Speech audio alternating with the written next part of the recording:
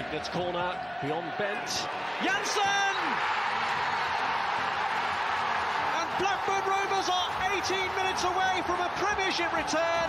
As far as Stewart, just outside the penalty area, clips it central for David Dunn. David Dunn equalises! It just had to be. Dack's corner and it goes, glance towards goal, and Rovers have taken the lead. And Charlie Mulgrew has scored his 14th of the season. It may well be the goal that sends Rovers back into the Championship.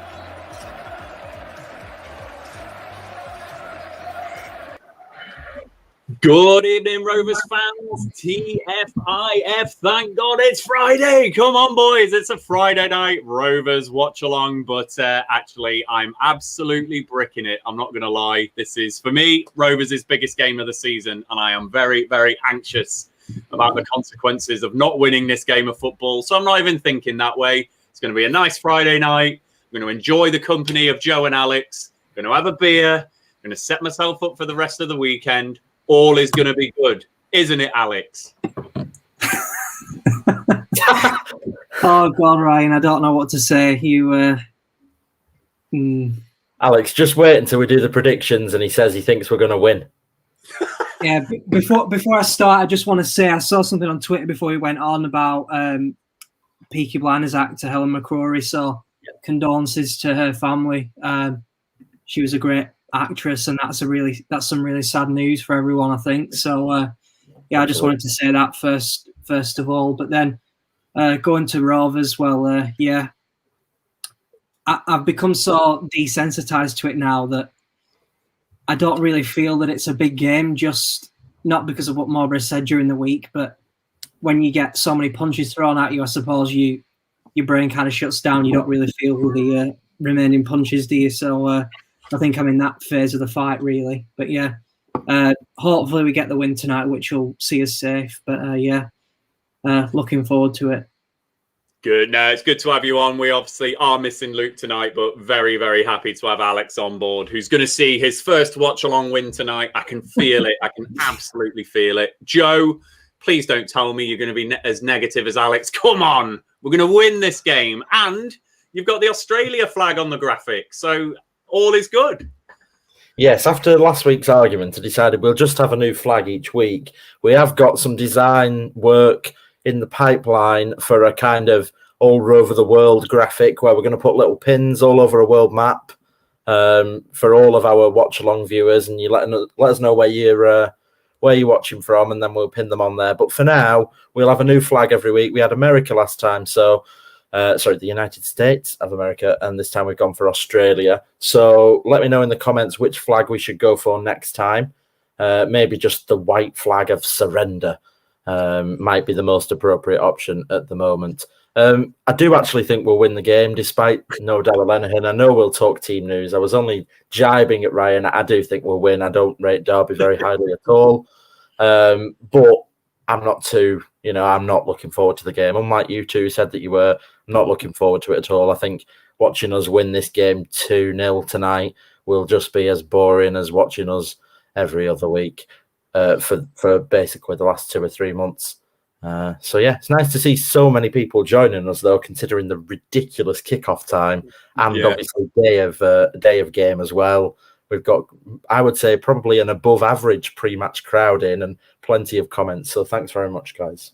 They are definitely an above average pre-match crowd. They always are. We love our viewers, and please flood those comments with all of your positivity tonight. We're only going to deal in positivity. We're going to win this game of football. So come on, we're going to win this game, make ourselves safe, and then we can just forget about this sorry season once and for all. That's how I'm looking at things. And Kieran, yeah, you have pointed out I have had my hair cut. That is another reason to be positive. Managed to get to the barbers on Wednesday, so life is good in that regard.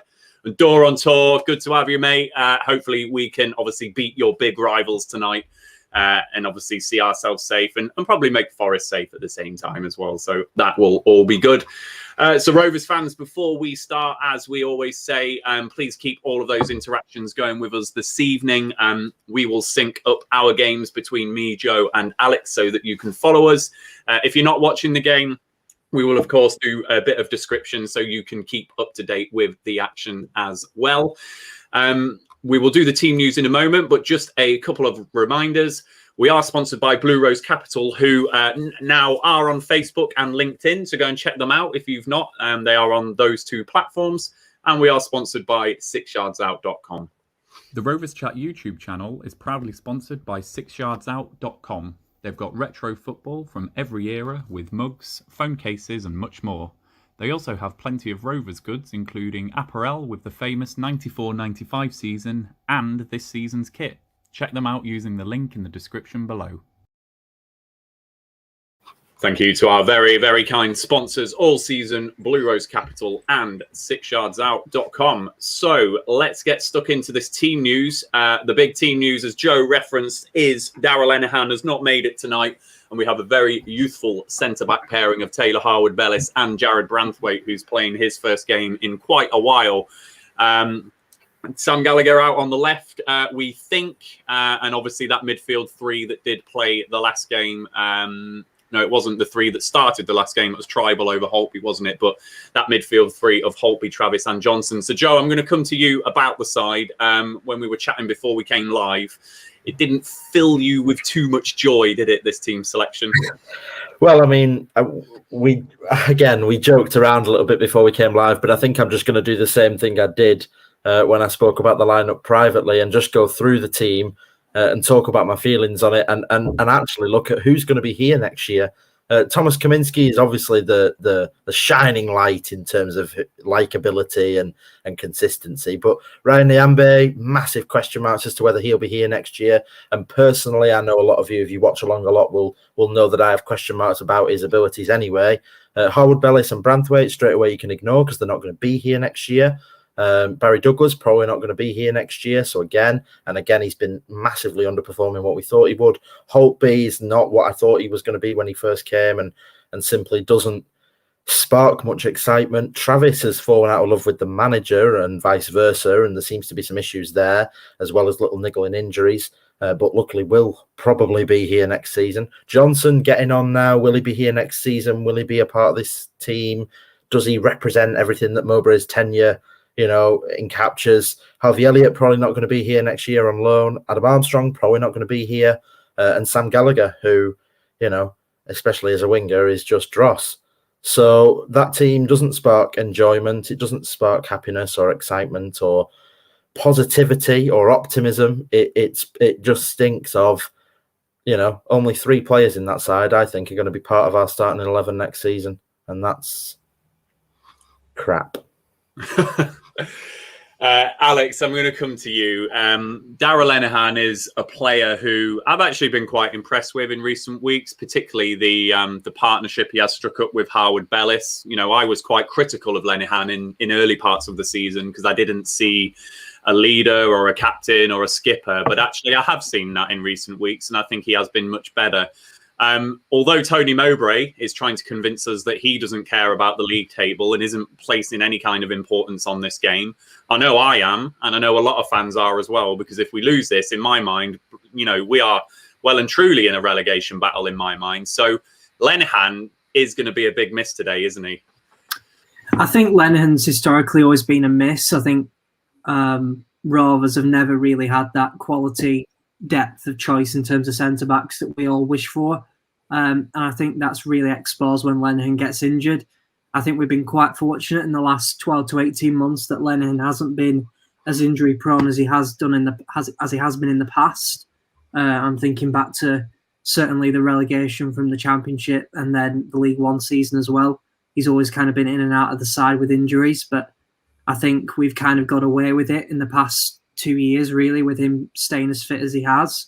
So it'll be interesting to see how the 2 youngsters fare today. I think certainly looking at our record with and without Lenihan is quite an interesting one. I think certainly you'd see that, at least while Mowbray's been manager, that the percentage of games we've won with Lenihan in the side in comparison to games without him, I think there's a massive difference there. I think there's a massive asymmetry. So, once again, it'll be interesting to see how things shape up tonight in the defensive department, because I think we've had a few false starts this season where things have look like they've started to improve, and then we've had an injury, and then things have been thrown to pot again, and then we thought we found the solution in Branthwaite, and then that kind of fell off a cliff as well. So we've really been searching for the right formula this season. I thought we'd found it with Howard Bellis and Darragh Lenihan for a short spell, but unfortunately that's come to an end tonight. But yeah, let's just wait and see how they get on. But I think I'd just underline what Joe said by saying you look at that team and it's not exactly inspiring, is it really? I think it probably underlines, my opinion about the manager and the situation that he's left the club in going into next season. It's just really uncertain times at the moment, and I don't think we'll feel any different after the game today. Yeah, indeed, and certainly agreement for the points that Joe raised and what you've just backed up there. Alex, RJ, very good point, Joe. And going on to say that's a very sad team. Yeah, that's a good way of describing that, RJ. Ross, well said, Joe. And then Michael, worried every time I think of the summer. Yeah, it's not looking good, our summer period, is it, Michael? So hopefully we can pull something out the bag. If I just flick it back onto the Derby side, Wayne Rooney obviously wasn't to know that Darragh Lenihan wasn't going to play today, but Colin Kazim-Richards on the bench, he's an experienced performer who might have done well against Howard Bellis and Branthwaite as a youthful centre-back pairing. So that's an interesting little bit of team news there that I noticed for Derby. So former player Kazim-Richards on the bench, but Tom Lawrence, former player, starting for Derby there in that side. Joe, I'm just going to come to you. Obviously, loads of talk about the manager at the moment, loads and loads and loads of talk. And you just wanted to pick up a comment from Kieran earlier on. Here we go. As to AD Boothroyd. Well, I would when I first read this comment, I was just taken aback. I think he's done the opposite of well for England under 21s. I think if you type his name into Twitter, you'll find perhaps tens of thousands of tweets calling for him to be removed from his position for underperforming. They've failed to qualify for the latest competition, getting beat by really poor sides at that level. He's made some comments as odd as the comments that have been made by Tony Mowbray, and his experience with senior sides, perhaps even more lacking. So I would completely disagree with that idea, but I don't know about the rest of the panel. He's not. If we replace Mowbray with AD Boothroyd, it would a not. Little bit of sick just escaped. The comment come up. I think that's what I would describe my reaction to that being. It's not for me, Kieran. I think if Boothroyd was a manager, who can I think of? Someone like Graham Potter or Steve Cooper that have if they were with that England setup and it felt like they're on an upward trajectory, then I'd take it. But for me, AD Boothroyd's had his time as a manager, and he's kind of not really a manager who's going places. So that's kind of how I feel about that one. But of course, the under 21s and the whole England setup at the moment, yes, they do have a bit of a DNA and a way of playing. So I can see the way that Kieran was thinking with that one. But it's not for me, certainly not. And just to pick up your mum's comment here, Joe, yeah, you have missed the talk about my haircut, but if you want to carry on talking about it, you can. What's the vote? Is it a thumb up or thumb down for the haircut, for the fresh trim? Let me know. But I'm absolutely buzzing to get rid of those locks because they were driving me absolutely potty. And Rick has been at the pub. He has got his family rivalry going on in his household. The missus has got her Derby shirt on. He's got his Rovers shirt on. Hopefully Rovers can provide you with the entertainment, Rick. So come on, you Blues. I'm just laughing at Joe's private message that he's just sent. Joe has a canine friend in his room, so he's had to go. Get him on camera, Joe. We'll see the dog. We don't mind. So, Alex, I'm not going to lie. I'm really anxious about this game. I don't know why. I'm just feeling a bit nervous about it, and just feels like a bit of a must win just because of how the table's concertinaed with Coventry's win last night. And I am expecting Rotherham to win another game, and then they've got to play us and can get closer. How are you viewing the game tonight? Are you feeling like it's a must win? What's your thoughts on it? I'll be honest. I don't see tonight as a must-win game in the sense that we probably only need one more win to stay in the division. So, if we didn't win tonight and we won against Huddersfield, for example, then that probably does the job for the season with a draw somewhere else along the line. So I don't think it's a must-win game in that respect, but I think I understand your point in the sense that the more games we go without that win, the more anxious that people will get and the more desperate we'll get.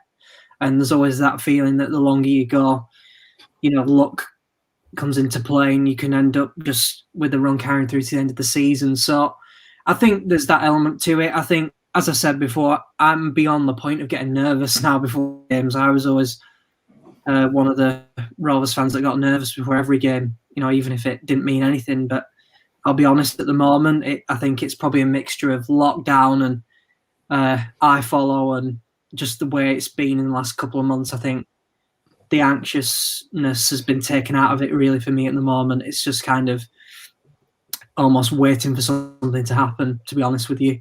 But yeah, like you say, I think what we really don't want is to go into the Rotherham game in a few weeks' time still needing a result, because if I'll be honest, do I really have faith in this group of players to go away to Rotherham and get a result when they're really under pressure?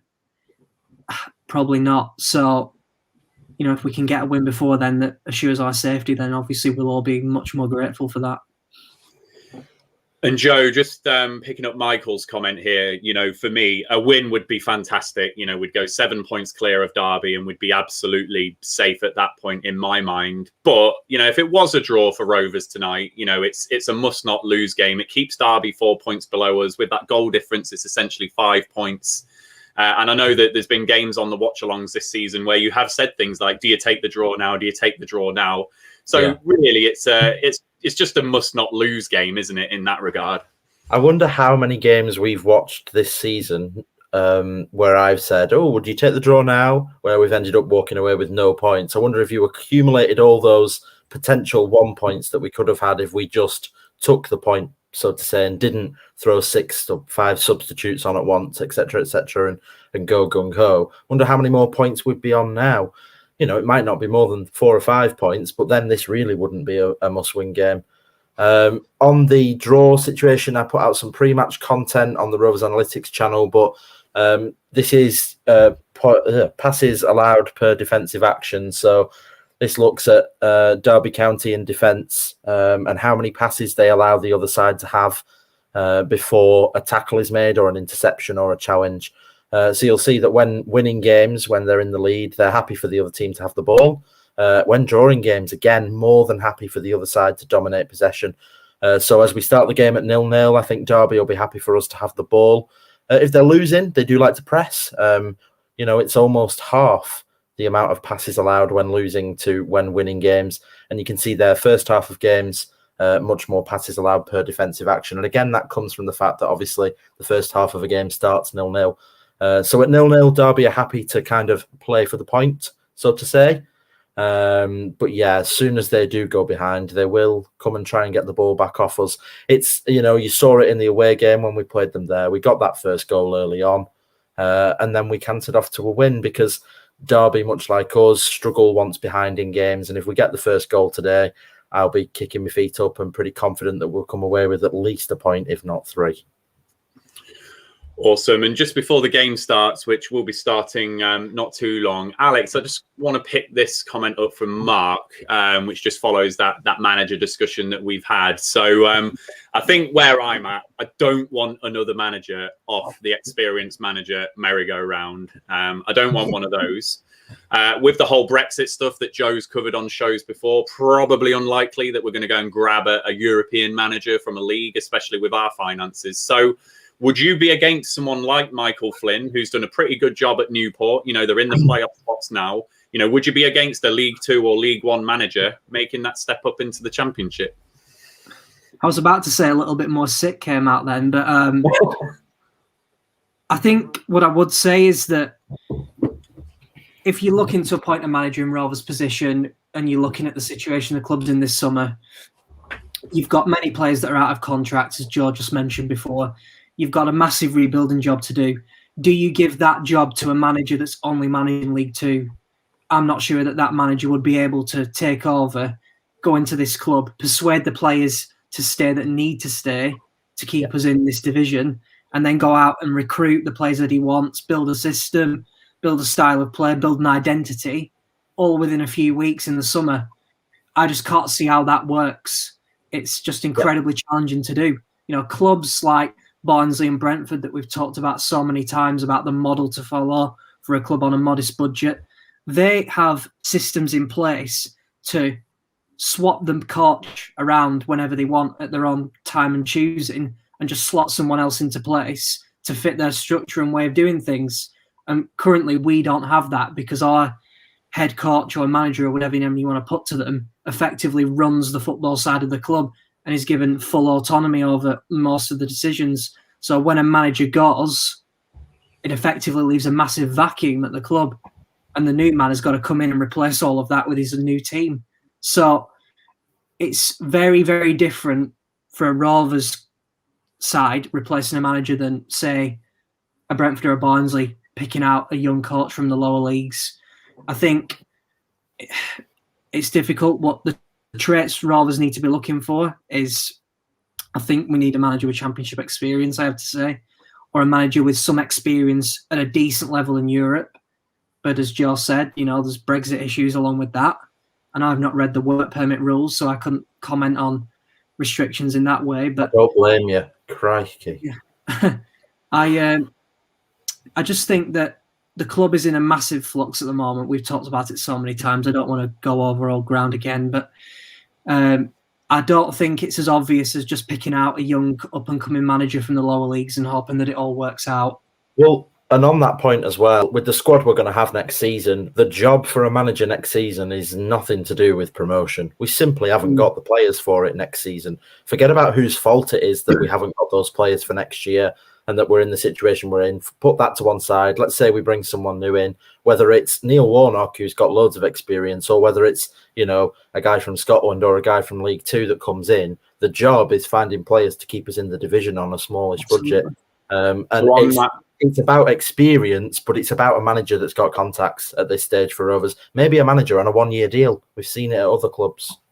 That's what you just said there is exactly the point I was just going to ask you, Joe. Would you take a merry-go-round manager on a one-year deal to do that? So, yeah, Rovers fans, let us know what you think. Is it young and up-and-coming that you want, someone who's going to be here for 3 or 4 years, or acknowledging the points that Alex and Joe have made? You know, is it a merry-go-round manager with that championship experience to essentially keep us in the division next season whilst we adjust to our finances and post-COVID world and all of that type of stuff? So let us know what you think. The players aren't out yet, but they are very close to coming out. So let us know your score predictions in the comments whilst we wait for the players to join us. Alex, I'm going to start with you in your score prediction, though.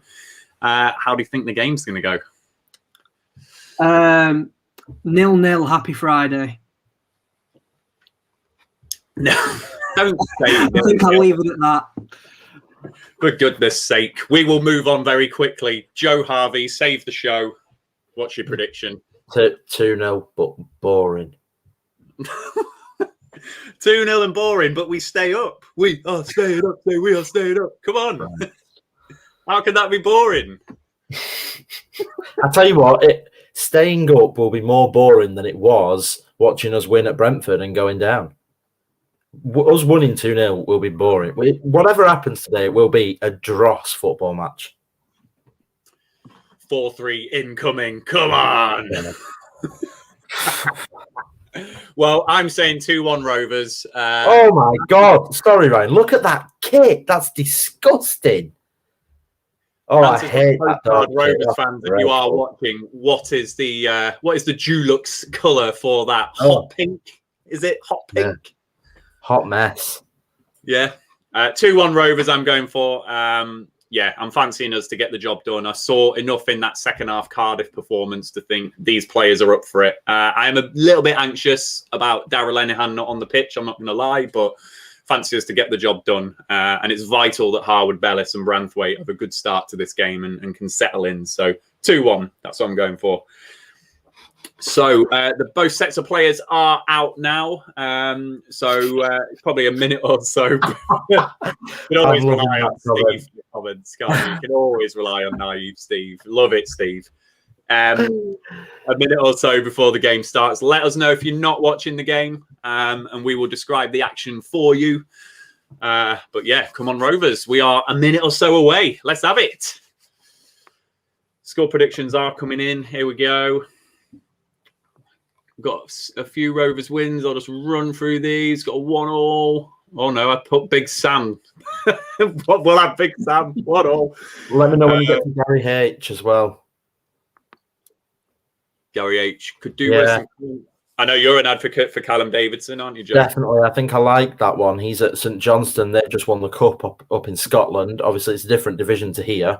But I would say that, the SPL is probably a better level than League Two. And, of course, he's a former Rovers player.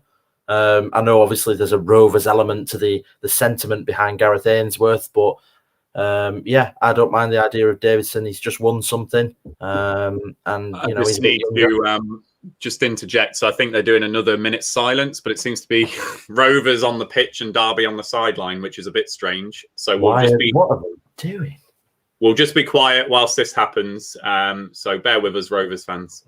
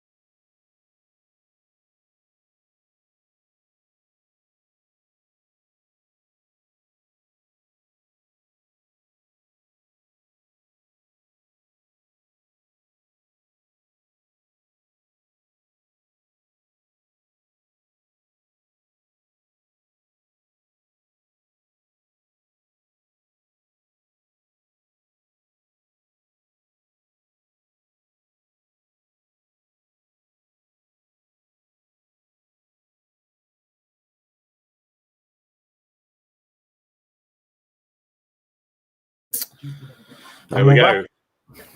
We are back. So that is the 2-minute silence observed there. Derby taking a really weird position on the side of the pitch. I don't know if this is a Black Lives Matter type protest.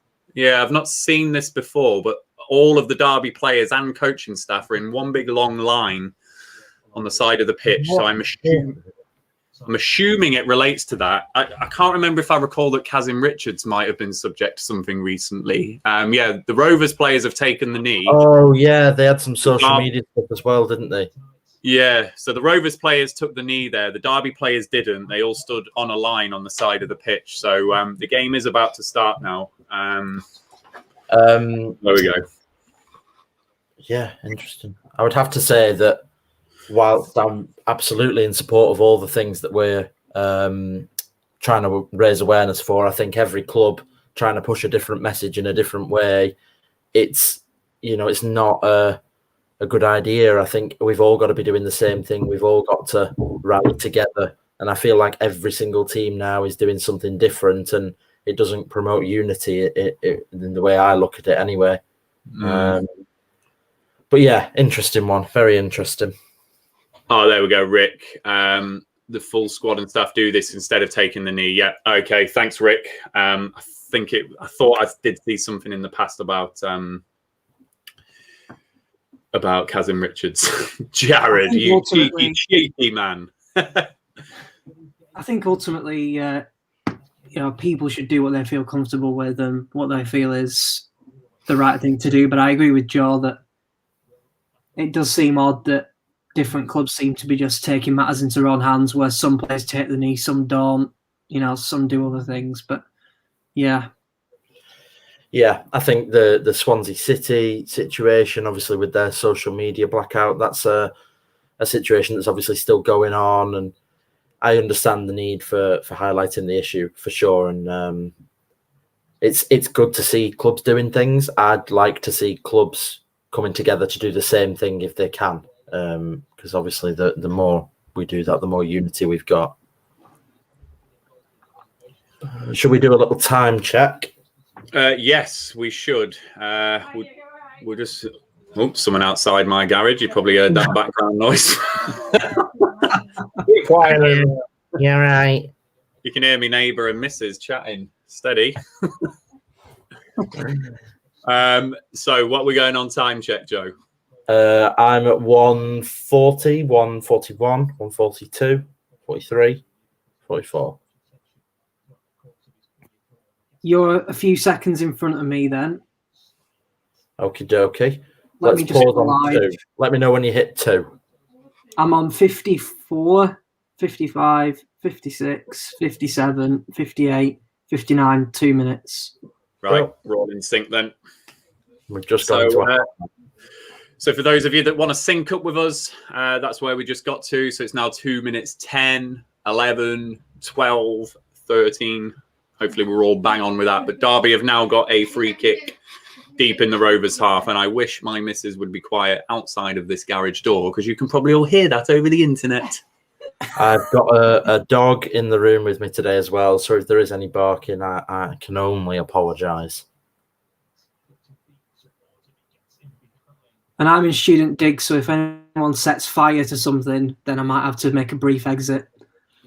Yeah, my experience of that is that there's a fire alarm, false alarm, or not, pretty much every other day. So yeah, I'm going to go at least twice a week, and we haven't had one this week yet. So I think we're due one, actually. So it makes me quite nervous for tonight.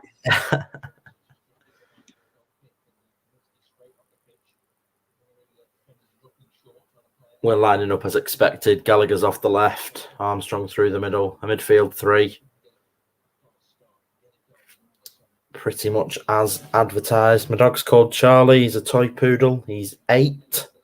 He's only a little thing, but he yaps like a prick.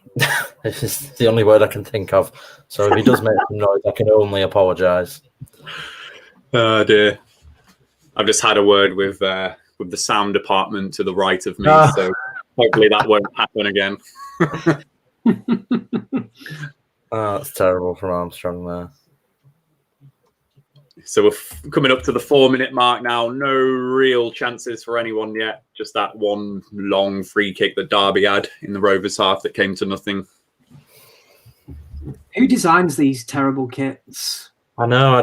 I think it's Umbro, because they wear the similar training jackets that we wore last year. So yeah, it's Umbro.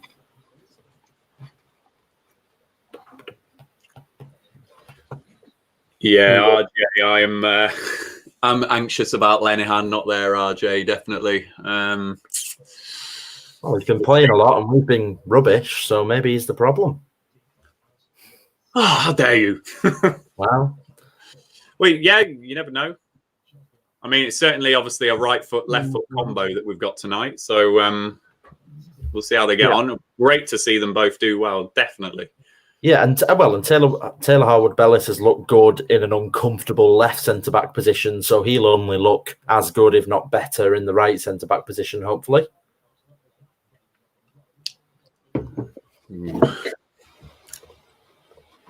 Let us know how you're feeling, Rovers fans, now the game has started. Feeling anxious, nervous? Bored.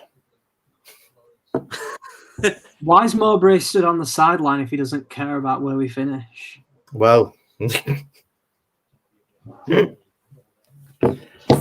doesn't he just sit in the director's box with you? I don't know what sandwich you'd eat. Egg and cress.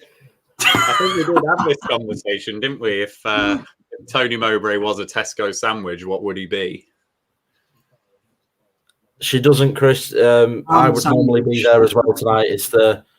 It's the local girls' football academy that we that we help coach with. I've got an under-7s team, but I'd usually go and help tonight, but Rovers' duties have come first. I was going to say what sandwich would Marbury be, but I thought, well, we are on by the Venky, so it would have to be a chicken sandwich, wouldn't it? But just chicken. Just chicken, yeah. Yeah. Just chicken. Ham. Oh, God.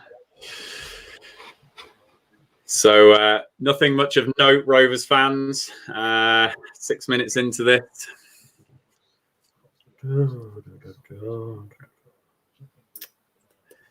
It's nicer being a Friday game, though. The whole weekend to enjoy after this. Quite good. Yeah. It's just all crap, isn't it? Oh, dear. What's going on now? Oh, God. No, we got it away. So Harwood Bellis was just closed down there.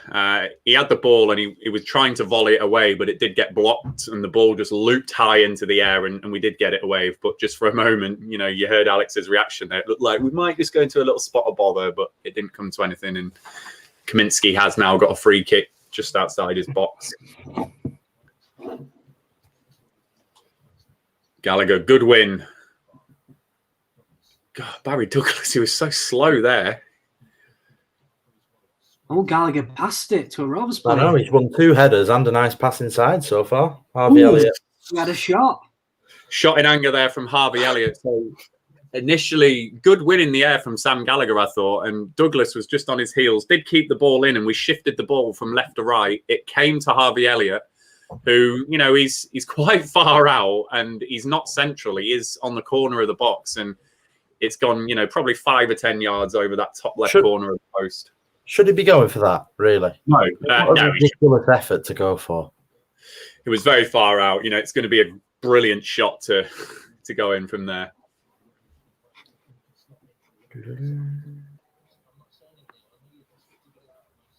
Matthew, we are dealing in positivity today. The whole weekend to relax. By we, he means him, because I'm not being positive. I can't muster it up anymore. I need to bottle it up and sell it to you two. Can you believe we're nearly 10 minutes into this game? I know. I thought it's just going to be rubbish.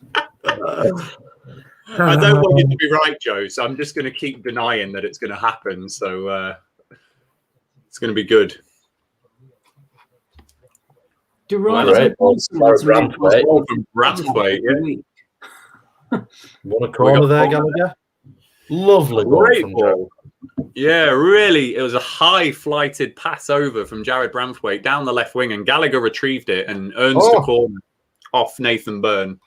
I've got some good news for FIFA fans. Adam Armstrong has been included in the Team of the Season community voting. So we all need to get on there and vote for Adam Armstrong so that he gets himself a Team of the Season on FIFA. But that's good news. Here we go. It's the corner for Rovers. Going to be played in by Barry Douglas. Oh, and it's cleared away by Derby. Oh, hello to you, John. What time is it in Australia? I can't work it out, but I think you're up very early for this game. And note that Joe's added on the Australia flag today in honour of all our Down Under fans. So welcome along, John. Oh, Gallagher's hairband's come out and he looks a bit like... and he's played a good ball. Adam Armstrong now. Gallagher actually looks magnificent. My God. Keep that hairband out. He does look like Crespo. Oh, it looked like we're going to have a half chance there for Adam Armstrong after the hairband fell out of Sam Gallagher. Oh, my God, look at his hair. It's got a life of its own, hasn't it? Flinging left to right. It's got more mobility than Sam. Brilliant. Wow. Oh, John, 3 a.m. That is dedication. Love it, John. I wouldn't get up at 3 a.m. to watch this if you gave me 50 quid to do it. I just wouldn't. Oh, dear. Yeah, it did look like a little half chance. So the magnificent Sam Gallagher driving a little bit at the centre of Derby, and the ball came to Armstrong, who just tried to fashion a chance, but he couldn't, and the chance went. I really want that hairband to stay out. If he scored 2 goals tonight with his hair like that, he's still not put it back in. Oh, keep it out, Sam. Surely the solution is to just cut it. Oh, it's terrible defending from Douglas and Gallagher there. He's just waltzed past them both. He looks absolutely sensational. He's given the ball away in a dangerous area. Oh, look at him. He looks I was going to say glorious. that he looks like a stretched version of Andrea Pirlo, but yeah, that's I thought you were just going to say I thought you were going to leave it at Andrea, just some woman, you know. oh dear. Oh, it's poor from Elliot. We're giving it away again. Now they've given it away. This is basically 2 really, really crap teams. In fact, I don't think either team's put 3 passes together yet. Oh, my God. They're advertising Oh, the championship game on the electronic screens. Ollie, that is a great shout. Darren Peacock, he looks exactly like that. Oh, Gally. He literally adjusted his hair then when he was meant to be defending. It's never a corner. Goal kick now for Oh, God. for Rovers.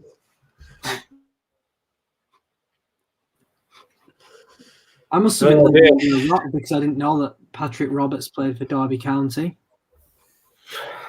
Yeah. Yeah, an interesting one because he had such a good reputation as a very young player, didn't he? And just hasn't hit the heights that many were expecting, I don't think. Probably still really young. He's probably, still only 21, 22, is he? Who's this? Patrick Roberts. Oh, I don't know. Will he not be like 24 now? Is he not? Yeah, I agree with you. I think he's probably older than Ryan said. Yeah. I think he's been at Man City, Celtic, Middlesbrough. I thought he was only 16 when he broke in. What? Travis won the ball there. Poor decision. Roberts. He is. Oh, yeah, he is. He's 24. 1997.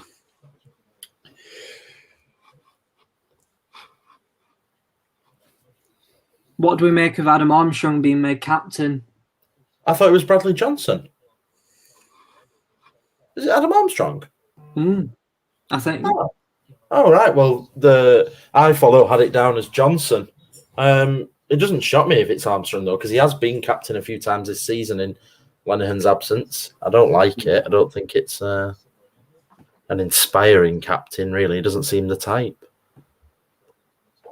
I don't think you can lead from the front either. I think you've got to lead from the back. It's got to be a defender or your goalkeeper for me. Maybe your midfielder if he's a proper engine room, but I like to see a defender. He doesn't strike me as captain material. I don't see him barking orders or demanding stuff off people. I don't know. Gallagher's won another header. That's 3 out of 3 so far.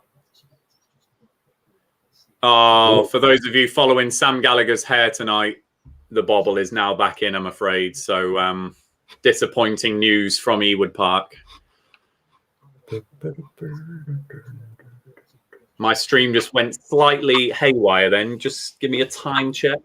14, 27, 28, 29, 30. It stayed on. That's good. Oh, come on, press. On Trav. Here you go. Yeah. That's there to be won. Really nice from Travis, that. Strong. Be strong. Well done, Ryan. If you drink a litre of vodka, 12 cans of Strongbow and squint, Rovers are decent. Oh, keeper's coming. Oh. Ref. Yeah, he's going to give that. So Rovers got a free kick on the halfway line. Louis Sibley with a little naughty trip on Bradley Johnson as he was trying to win that ball. So free kick just inside the Derby half now. What do we make of the Venke family cardboard cutouts in the director's box? What do we make of those? Well, they're more present than their actual selves, aren't they? So, Yeah. I get it. I'm a bit indifferent to it. I understand why they've done it. I think it's personally ridiculous, Joe, because they're It says a lot when your cardboard effigy has attended more games than you actually have in exactly. reason. If they made any effort to communicate properly with the fans and be at the games, etc., then yes, I'd accept the cardboard cutout. But it's an absolute nonsense. Well, I'd say that cat that's got a cardboard cutout is less nonsensical than them. But they're the owners of the club. I don't like it. Nobody likes it. But they're the owners of the football club. We can't live in denial about that. Wow. Is fouled. Given a foul, yeah. It looked like so Armstrong did just foul. I think it was Clark on the edge of the box after Branthwaite had pinged the ball down to him. Let's have a look. Yeah, it's a little nudge on Clark. Yeah, and he did well to control the ball armor over his shoulder, and gets his left foot shot away. But on Venky's as well. Forget what they've done or whether you like them or hate them or whatever. When you're £200 million in debt to a football club, I don't think you can really be had a go at for having a cardboard cutout in a stadium. £200 million. I'll give him a cardboard cutout. I don't care. But if as something like a statue, then yes, I'd be there with a pickaxe myself. But a cardboard cutout that is going to decompose and be gone by the end of the season, that I'm never going to see in real life, whatever. It's just that weird thing, Joe, of like the cardboard cutout says to me, we're there with you, we're watching the games with you, but they don't actually do that in real life. So it's just a bit odd for me. Well,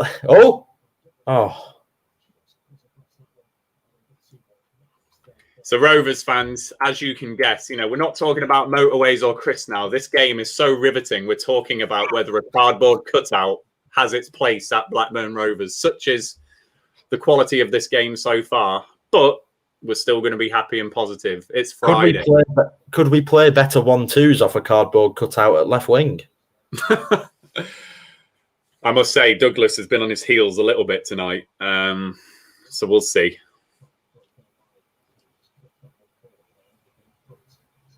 Well played, Trav. We'll take a 1-0 off Sam Gallagher's magnificent hair. Ollie. Here's a question on Sam Gallagher's hair. If he were in the Premier League and we had VAR, if he was facing away from the goal he was scoring towards and someone played a ball through to him and his body was onside but his mane at the back was offside, would that count as offside, his hair? Because he could technically score with it. Yeah, you can score with your hair, can't you? So, yeah. Wow. Brilliant.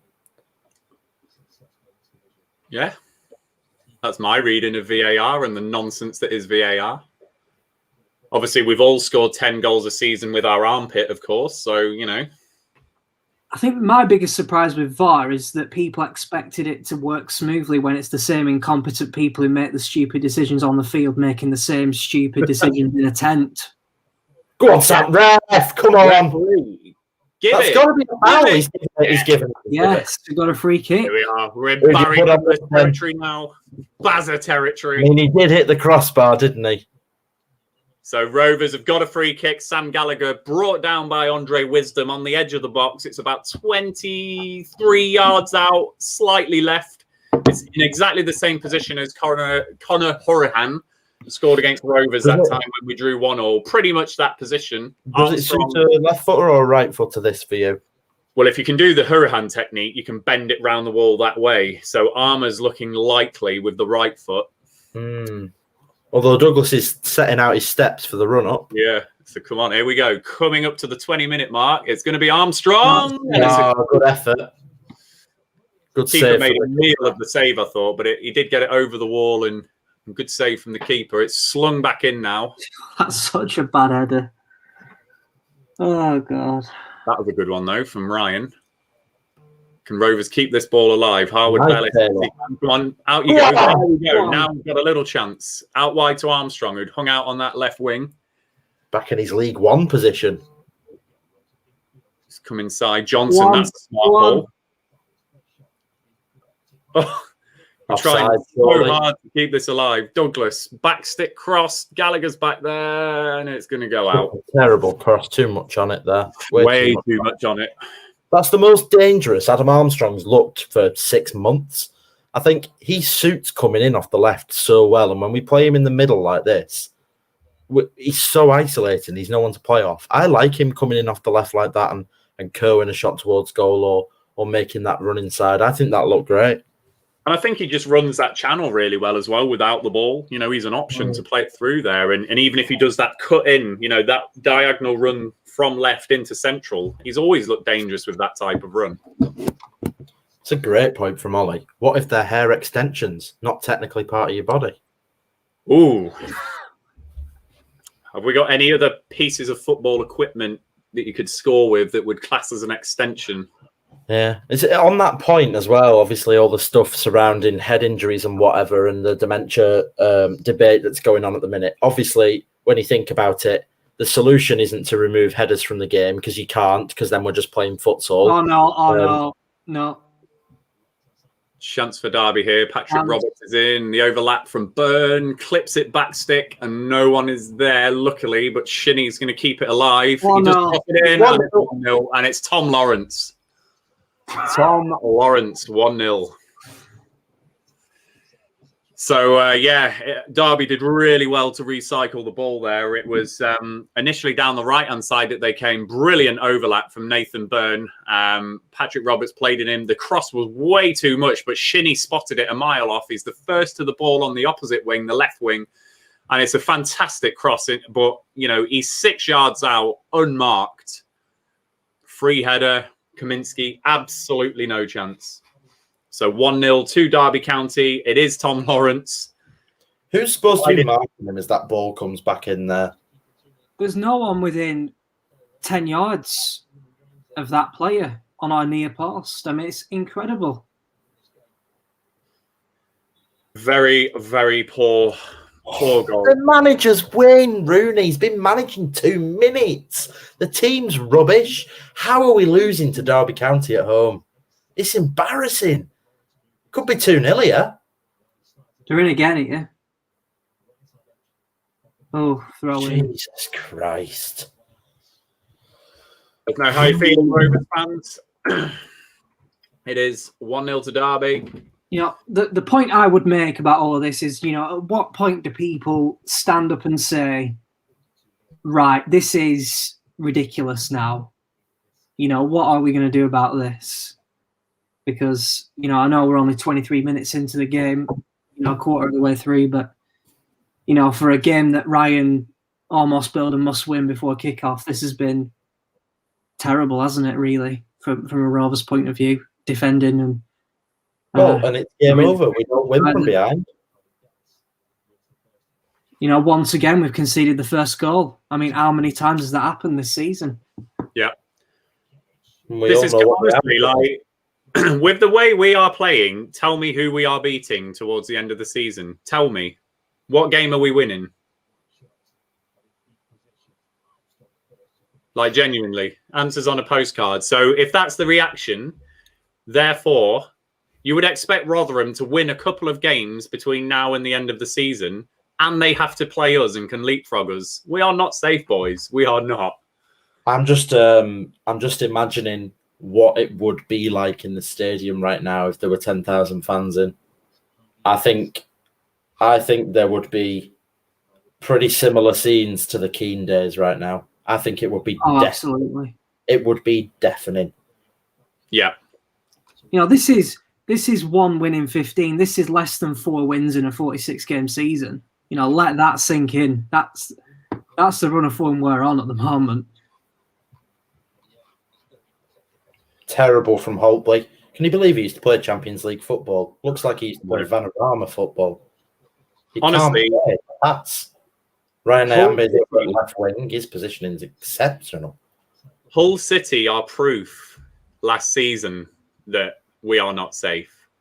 Absolutely. You know, and I know I'll get smashed for quoting this guy, but Paul Cook said about Ipswich the other week, you watch us in hope. We're hoping that we get one more win now. I don't think any of us expect to win a game. Not when Bradley Johnson also can't pass, former Premier League footballer. We are just sat here hoping that one week we get a lucky break and win a game. and that's the situation the club's in. I mean, it's just shambles. Beyond hope.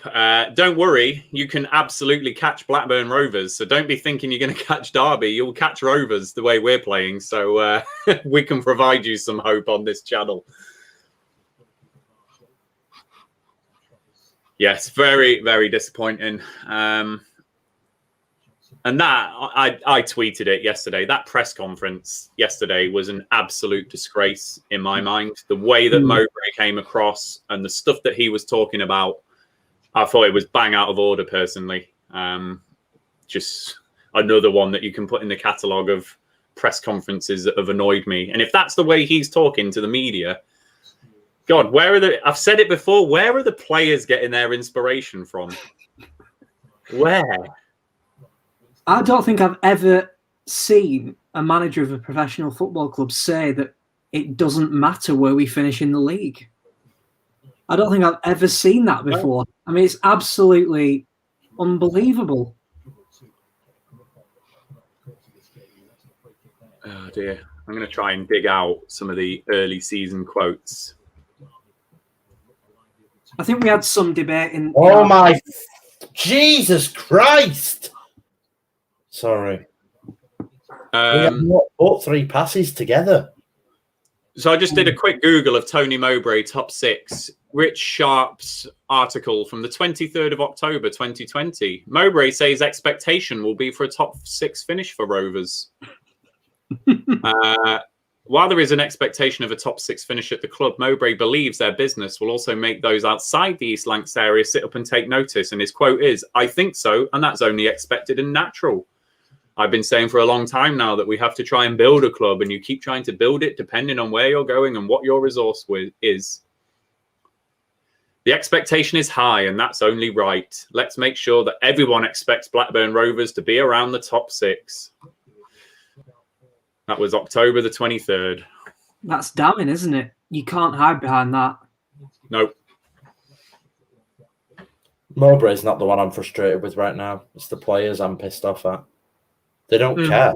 They don't give a toss. Look at them. And Callum picked that up here, and I agree with that point. And Joe, you did it before the game. You've read out that roll call of players that are here next season. I know. But, Tony Mowbray must be sat there thinking, 𝒒𝐿𝐻𝐻𝒃𝒃 has played in the German Bundesliga, in the Champions League. He's an experienced professional. He's played Premier League football, and he can't play a 10-yard pass. Tony Mowbray can't make 𝒒𝐿𝐻𝐻𝒃𝒃 play a 10-yard pass. You expect as a manager, when you're paying someone £10,000 a week who's played that calibre of football, to be able on a pitch that's looking great, that's not an excuse, to play a pass. And I'm sorry, but himself, Bradley Johnson, who's played at a very high level, we've got players at this club who are massively underperforming, and that's not the manager. He's got his own problems, but he's not the one I'm frustrated with when I see us react to going 1-0 down by sitting further back and potentially going 2 down. Chance again here. Derby and Kaminsky makes the save low down. RJ, just to pick up your comment, which I've now lost. Where is it? I've been looking at the ones on the BBC Lancashire website. If you go on their website, you can actually view the whole press conference with Andy Bays. He does it over a Zoom chat. They're like 17 minutes, but Andy Bays retweets and tweets like little snippets. So yesterday's was like a 2-minute 40 snippet, which was just disgraceful. Go and check it out. The Twitter account to follow is BBC Lancashire Sport. It's a yellow icon, and it's a verified account, so you should be able to find that quite easily.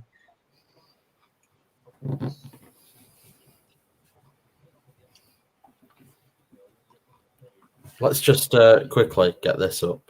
I mean, if you look at that bench there, Rothwell on the bench, Doan on the bench, Buckley on the bench.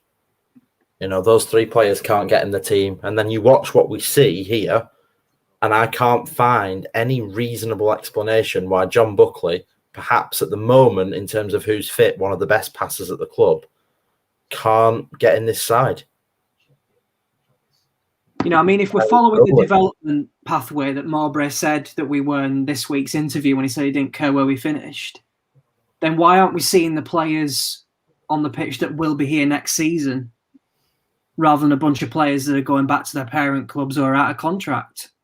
Yeah. I just think there's contradictions in practically everything that the club's doing at the moment. I mean, it's where do you start? It's we've just got to somehow, 1-1. I would have taken 1-1 before the game. We just got to somehow hope we can get something off someone's arse tonight. Bloody hell. Joe Rothwell. Bradley Johnson's absolutely cleaned that guy out, and Rothwell's on the sideline just applauding. Great tackle.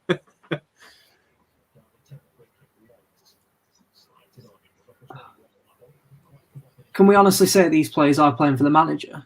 I mean, I don't want them to play for the manager, though. I want them to play for the club and the shirt and the badge, and they don't do that. And it's a free kick. Is he going to give that? Yeah, he is. Yeah. So Derby, they did get the shot away and dragged it, but Holtby was in late. I think it was Andrew Shinnie. Let's just have a look. They've got a free kick right on the edge now. So Roberts plays the 1-2. Oh, yeah, it was Shinnie. So Shinnie goes for the shot on the edge, and Holtby came flying in. Free kick, central. Real central area. Holtby is going to get booked for that foul. You expect Tom Lawrence to sit this in the back of the net, probably 2-0 here. And I might log off because I can't be on. Get drunk, Joe. Yeah. So Tom Lawrence, it's 30 yards out. It is going to be Lawrence. I suspect it's going to be hit with a lot of power. Yeah. He has got a good strike on him, Tom Lawrence. So he's probably going to go for that. Small 1-1 with the keeper against Burnley, but he'll put this in the net. So it's going to be a Ronaldo / David Luiz style technique, I think. Here we go. Yeah, that's what he's done, and it's gone over. Terrible effort in many respects. You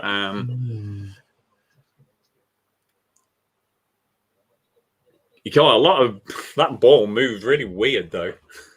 Mark, I think I was one of the only ones in the group who said that I didn't think we'd get anywhere near promotion. The top 6 anyway. Most of the Rovers chat lot thought somewhere between 1st and 8th. I think I went 11th. What did you go for, Ryan? I went 9th.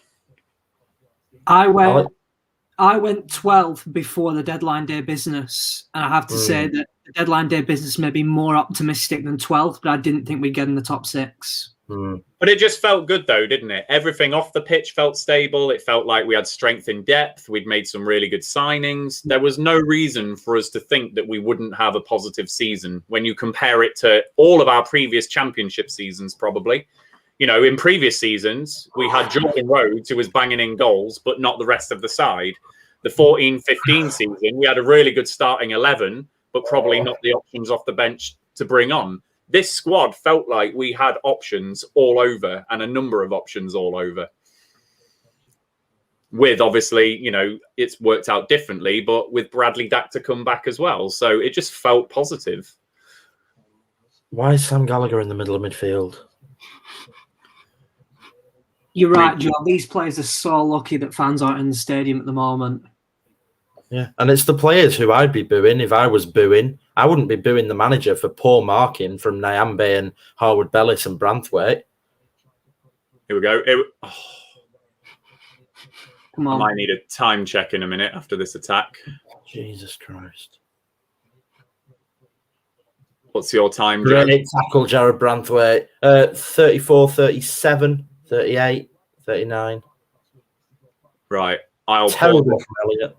I'll pause it on 34.50. Just let me know when you get there because mine's 47, 48, 49, 50. Thank you. Spirits are telling me Blackburn Rovers are shite. Forgot about that one. Oh dear. Yeah, we didn't do it after the goal, did we? So yeah, Rovers fans, let us know how you're feeling. It's unfortunately similar patterns to what we've seen when Rovers go behind. Limited to no response from the side. There's 10 minutes left in the first half and we've done nothing. Yeah. We're 35 minutes into this game. I think that's the thing that really disappoints me the most, that when we have been going behind in games, that complete lack of response. especially immediately after going behind as well. The manager's Wayne Rooney. Wayne Rooney is their manager. God. How embarrassing for Tony Mowbray. Wayne Rooney, who hasn't managed anybody before this season, is currently tactically classing him out of the game. Derby are dominating this game now. They are more likely to go 2-0 up. They've got us at arm's length. I agree.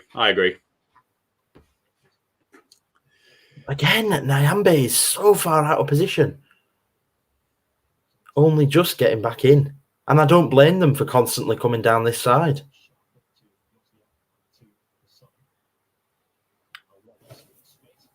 Oh, God, Tony, you are a burden. Oh, my Christ. Chance. Patrick Roberts. Should have been 2-0, just wide of the post. That should have been 2-0. So really, really loose play from Rovers. Nathan Byrne ended up in acres of space on the right-hand side of Rovers' box. He did pull it into the middle for Patrick Roberts. And he's got it onto his left foot. And it looked, at first viewing, it looked like the ball was going to nestle in, but it didn't. You know, he's 17 yards out and he's just curled it just wide. Big let off for Rovers there. This is fairly abject. Aren't they? Yeah. I just want to remind everyone that Derby are 1 win in 10 games, by the way, just to give you that context. Yeah, that's a great comment, by the way. Derby don't have a striker on the pitch, and they could be 3 up. They really don't have a striker on the pitch. Just wait till Colin Kazim-Richards comes on.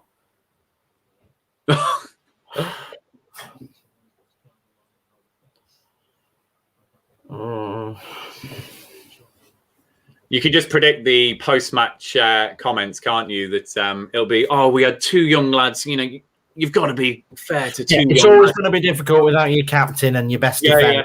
It's going to be all that crap.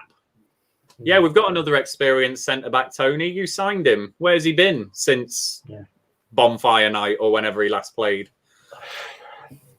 Christ.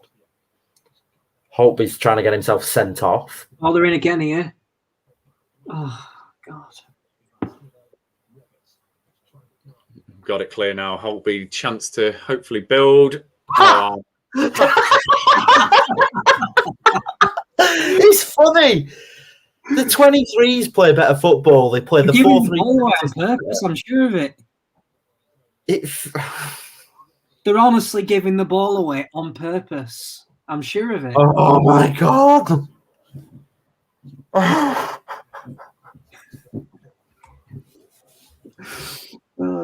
dear. So, Rovers fans, you know, anything we want to do in the last 7 minutes of this half? Anything we want to talk about? Anything we want to cover? My eyes.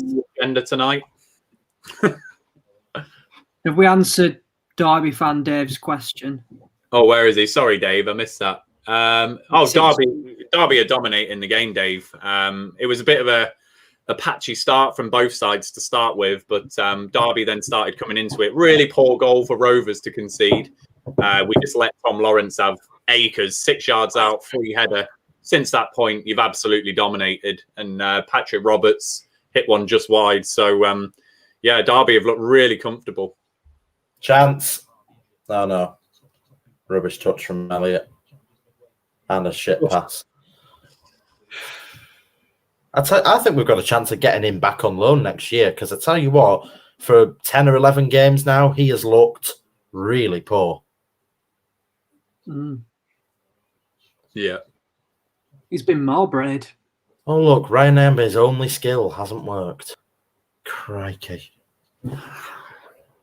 Oh, this is a good one. Piccadilly Pilgrim. What about silly anagrams of today's lineups? I can't be bothered, mate. Can you? Rovers, you need to score. We need to cheer Joe Harvey up. We can't be setting up his weekend like this. Can anybody be asked? I bet we'd put more effort into doing said anagrams than the players are putting into trying to get back into this game.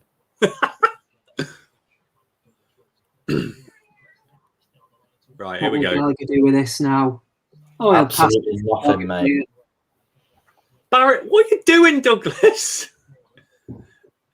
God.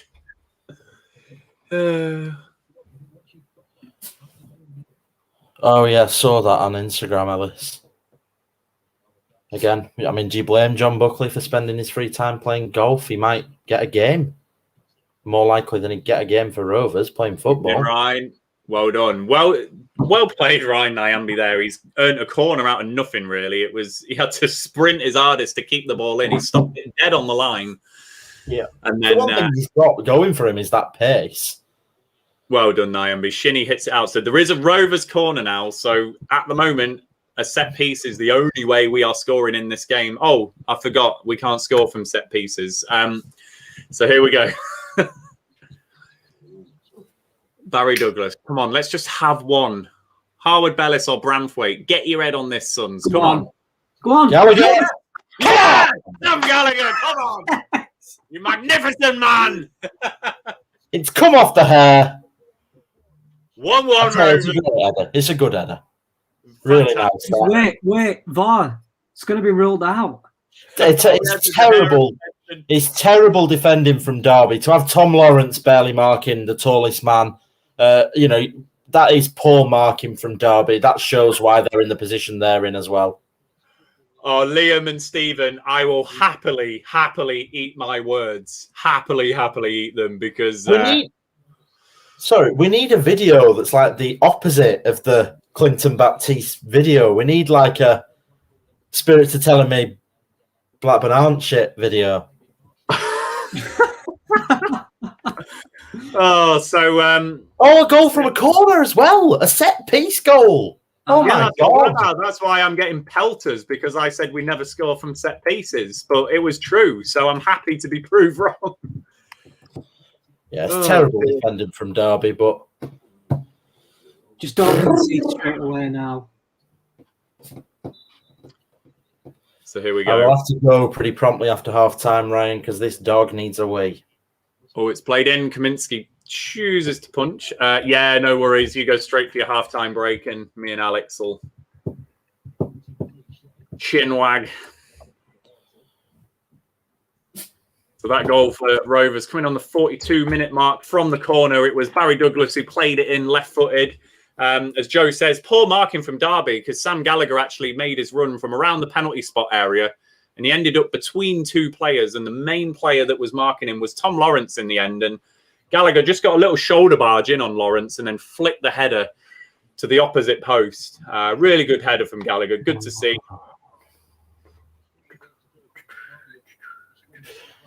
And those are the kinds of goals that Sam Gallagher was scoring in our relegation season. Just goals that you'd expect a striker to get. I don't understand why we don't just play him in the middle and Armstrong out on the left. So it's a corner for Derby now. Roberts plays short to Lawrence. Chance. Oh, no. Another foul from Holtby, who really wants a red card. Holtby no. Oh, my God. What a save. That was a very good save. Very good save, I believe. Holtby needs to be substituted at half-time. Joe is absolutely right. He's going to end up getting sent off. The ball ended up with Louis Sibley, and he's pulled a shot across the box. It is going in the corner. And great save. Very, very good save from Thomas Kaminsky. So corner for Derby County, but there is someone down, and that's as a result of the Lewis Holtby foul. Yeah, and it's a really bad foul as well. It's cynical. Yeah. I have a real hatred for 𝐒𝐿𝐍𝒂𝒕 though, because he never joined us. Can you blame me? Let's look at this. So, I mean, in the Premier League, he's sent off. He gets that second yellow. Like, that's the second yellow for Holtby, isn't it? Has he been booked? Think so, yeah. I'm pretty confident. Let's have a look. If I'm wrong, I'm wrong. No, he has been booked. Yeah, he's been booked, Joe. So, yeah, he probably would have been sent off in a Premier League game. So, yeah, and because he enjoys a run around Darwin, we should sign him onto a new contract on 20 grand a week. Well, yeah, there's rumour that he's bought a house in Mella, so maybe he's going to be here for a while. He's my neighbour then. Dear. Crap about him. Ollie, was Was it the Norwich game where I said it? I can't remember. Let me know which one it was. But Derby have got the corner from this Kaminski save. It was Joviak just getting that treatment. It's going to be from the right-hand side, left-footed from Roberts. It's going to be the in-swinger. We are on the 45-minute mark. We're into the first minute of 2 minutes added on. Derby have got a lot of left-footers, haven't they? Yeah. Like, I'd say 75% of their players are left-footed.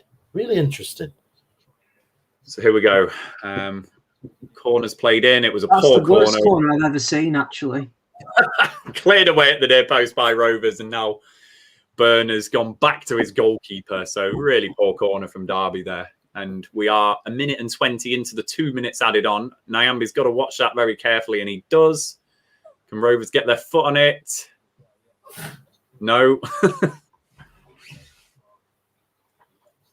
Oh.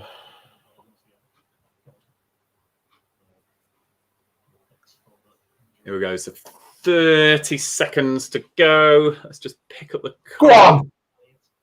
Chance. Go on. Yes, that's the yellow card. Get him in the book. Get him in the book. Got to go in the book there. Clark, is Clark's it? going to get a book in here. Yeah, it's a yellow card. Yeah, easy. So Armour down the right-hand side this time. There was a foot race on between him and Clark. It was Elliott who played the ball. Armstrong got there first, and Clark's taking him out. So we've got a free kick down that right-hand channel. It's probably going to be the last action of this half. Chance for Rovers to whip this in. If we can get Barry Douglas with an in-swinger, let's make this one dangerous. Right on half-time this. Here we go. We're over the 2 minutes now, but there was that injury, so the game was stopped. So probably... We'll have a Gallagher brace. So it's whipped in, and it is... Oh, he got a head on it as well. Oh, well done. He's blown for... half time, you know, because you can do that when it's a corner. It was a terrible ball, I thought, from Douglas. He overhit that way too much, and Gallagher somehow retrieved that and nodded it down to the near post, and it came off the knees of Marshall and went out, but he has now blown full half-time, so it is one on one. Going to go and sort this out. You maintain the level you two. Yeah, no worries. So it is half-time, Rovers fans. It is 1-1. I am very, very happy to eat my words on that set piece, because that is the only way that Rovers were scoring up until that point. Sam Gallagher with a really good header. But as you heard us say through that half, particularly after Derby had scored, that was a poor, poor performance from Rovers in many respects. And Alex, you know, 1-1 at half-time feels a little bit like robbery on Derby's part, but we'll take it. We just got to hope we get some kind of reaction and try and get over the line in this second half, haven't we? I don't really know what to say after that half. I feel a bit in disbelief. It didn't feel like I was watching a real game. It was like, I'm so staggered by the way that Rovers have been playing in the last few months, and I think that kind of topped it off for me. Just how lackluster it was after the first 10 minutes of the game. And, you know, sometimes when you're at your worst, sometimes you get the most luck, and I think that's been the case tonight for Rovers with that set piece. I mean, you know, how many times have we played well this season and lost 1-0 and not had that little bit of luck? And tonight we, you know, a terrible performance by, you know, all aspects, I would say, and you get that little bit of luck. So, you know, we'll level at half-time. God knows what the manager's going to do now in his half-time team talk. He has a tendency to make things worse rather than better, but we'll see what happens for the second half. Yeah, and I've banged on about it before on these streams. I used to love the League One season where I just knew there was going to be reaction at half-time. So I just hope somehow we just have the half of our lives now and we just get the job done, 2 or 3-1. I'd love it. And then, as I say, we can just forget about this season. But that was not the first half I was expecting. And Gaz has picked it up in his comment further up here. Apart from Roberts, who looks class, major difference between the two sides is fight and determination. And Gaz, we picked that up, didn't we, through the game, that, you know, Alex and Joe certainly referenced it, that the players just weren't playing. You know, forget the manager talk. You could just see that it wasn't there with those players, and those Derby players wanted it more. And to get that set piece goal, you know, I feel quite fortunate sat here as a Rovers fan at half time. And I really do hope that Mowbray's putting some form of rocket up their arses, because we just need an injection of urgency. And he certainly needs to get Lewis Holtby off that pitch, because if we go down to 10 men, then that's devastating. So get Joe Rothwell on now. Let's inject some life into that midfield. Let's drive at Derby. Let's make some things happen. Because, you know, on the whole, that was a poor half from Rovers. Let's just go into the comments and see how people are thinking. Fondue Dave, you are probably the only Ram fan here, but we've had opposition fans in our watch-alongs before. You're always very welcome. So, you know, good to have you along. Rovers fans, let us know how you're thinking. You know, what do you think of that half? How are you feeling? Are you feeling fortunate? I certainly do. So let's see. Let's see. We will have a break really, really shortly, just so that you've all got a chance to go and get a drink and do whatever. I'll just wait for some of the comments to come through. David, yeah, give it till 70 minutes and then Tony Tombola will roll out and change it round to win the game. Oh, if Tony Tombola wins us the game, then yeah, I'll eat my hat just for tonight. I'd love it. Bring on John Buckley, get the winner. Come on, we want it. We want John Buckley on to win the game for us. Stephen, not good enough. No passion. Seen more passion down Witten. And yeah, Callum, I was absolutely tongue-in-cheek with that. Yeah, the halftime team talks on the whole. I must admit, though, Cardiff last week, Callum, I thought we did see a second half reaction away at Cardiff, and it felt like the players understood the severity of the situation. So hopefully we can get a bit of the Cardiff performance this half and get the job done. Ben the boss, we got out of jail that half, but I see Derby doing more of the same. And oh no, don't say that, Ben. Don't say that. John, Travis and Elliot, largely invisible. Certainly, you know, when you think about Elliot and his contributions to this side earlier on in the season, John, we're not seeing those same levels, are we? And Lewis Travis has had a really interesting season, from being talked up by the manager to then finding himself out the side. And then Mowbray's been in the press again saying how important he is. We're not seeing that same rough and tumble Trav, are we? That all-action midfielder that we've missed. So, yeah, not good. And then Michael, that performance shows Mowbray's interview for what it was. Absolute nonsense. Their spirits have been broken. Joe, we're going to have a little break in a moment, unless you want to pick up the reins. Yeah, I'll do it. Yeah, I'll. You pick up the reins. Alex, feel free to go and get yourself a drink or whatever as well. But I am going to go and get myself the beers, because I've made a schoolboy error. They're not in the fridge to the right of me. They're in the inside fridge, so I need to go and get them. So I'm going to hand on to my very good wingman, Joe Harvey, leave you in that fine company. Silent Dan's just reminded us that we need to ask you all in the comments where you're watching from for our all over the world graphic that we're going to be doing. So if you can let us know in the comments whether you're watching from Blackburn, Yorkshire, London, Scotland, you know, or whether you're watching from halfway around the world. In fact, yeah, it's a great comment column. Actually, we'll just plop ourselves over here in the host seat. So do get your comments in. Where are you watching from? If you're watching from Ewood, that's fine. But if you're watching from halfway around the world, that's cool too. We're going to plop them all in. And if you've got an interesting one, either you know, don't lie, because that'll just be annoying. But yeah, so we've got Yorkshire. Whereabouts in Yorkshire? Are you a Leeds fan, rugby wise? Egypt, really? Whereabouts in Egypt? Is that true, or is that one pulling my leg? Blackburn, York, nice. We've got quite a few Yorkshire then. Harrogate as well. The Republic of Merseyside. Whereabouts is that? Like the Liverpool end, or more like St Helens way or something like that? Belgium, love that. That's brilliant. Gosh, we've got loads of comments coming in here. Watching from Oldham. Manx Rover, from the Isle of Man, Holston. We've got a Derby fan, of course. I'm assuming you're from Derby. Yep, watching from Derby. Thanks for joining us, by the way. We love having an opposition fan here with us. Gaz, watching from Carlisle. Nice. Matt, you can join Luke Kimberley in the Burnley Rovers fans crew. Hatfield, Hertfordshire, sorry. I'm terrible with misspelling.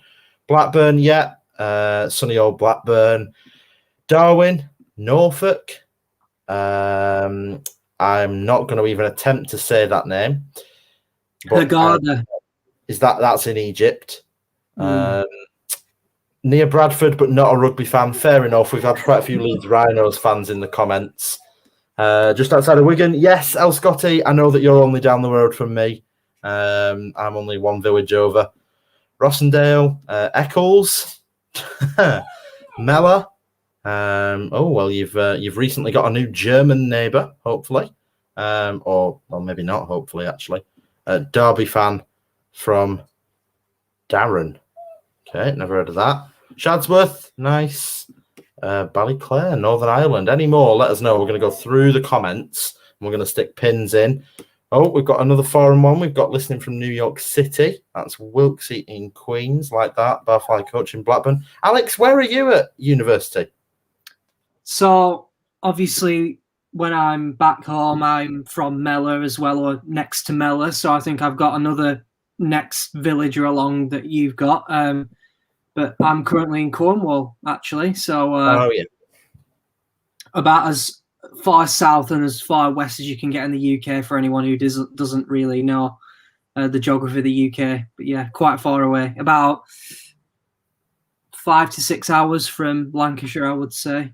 350 miles. So, Callum, no, I didn't. Last time we had a Rovers stream, I was watching the Saints Leeds game at the same time. But I don't usually watch Wigan games because I'm massively against Wigan Warriors as a St Helens fan. Ryan, we've fulfilled Silent Dan's needs. We've got loads and loads of comments for our all over the world that he can skim through. Oh, yes. Loads to look through. Look at that. Love it. Absolutely love it. What time are we on? So 7 o'clock. So the Rovers players should be out very soon. Let us know, Rovers fans, what substitutions would you be making at halftime? Certainly for me, Joe Rothwell has to come on for Lewis Holtby, not just because Holtby's on a yellow card. I just want to see some injection into that midfield. You know, someone wanting to make something happen, driving it from deep to go and win that football game. Let us know who you want on at halftime. Certainly that midfield three, as Joe said, I think before the game as well, that midfield three hasn't worked today. So, yeah, I'm getting some interesting sunlight combinations at the moment. The sun's setting in the window to the left at me, so I'm getting like these rays. Look, like that one there just in front of me. How strange. Oh, watching Ryan deal with the sunlight's been more entertaining than watching the game, I have to say. I know, I need to... I don't know how I'll resolve it. I've got no blind on that left window. Any Rovers fans, let me know. What do I do? Bit of tin foil on the window or something. Put your green screen on it. Yeah, that's a good idea. Hopefully it'll move round very shortly. I think I'm at the worst moment with it to the left of me. Kyle, Rothwell and Buckley for Holtby and Johnson. Yeah, I like that, Kyle. I certainly want to see John Buckley on as well. Certainly want to get him on. So we're just waiting for this second half to restart. I was gobsmacked by that first half. I really was. I was fired up for this game, and I thought the players would understand the severity of our situation a little more as well. But we largely did not see that at all in the first half, and that's disappointing. Good question there from Matthew. That'll get some comments going as well. We won't be doing a pin thing graphic for this, but I'd love to know that one as well. Let us know, what stand do you sit in at the Rovers games when we're at Ewood Park? Where I usually go Blackburn, and I do. Where do you two go?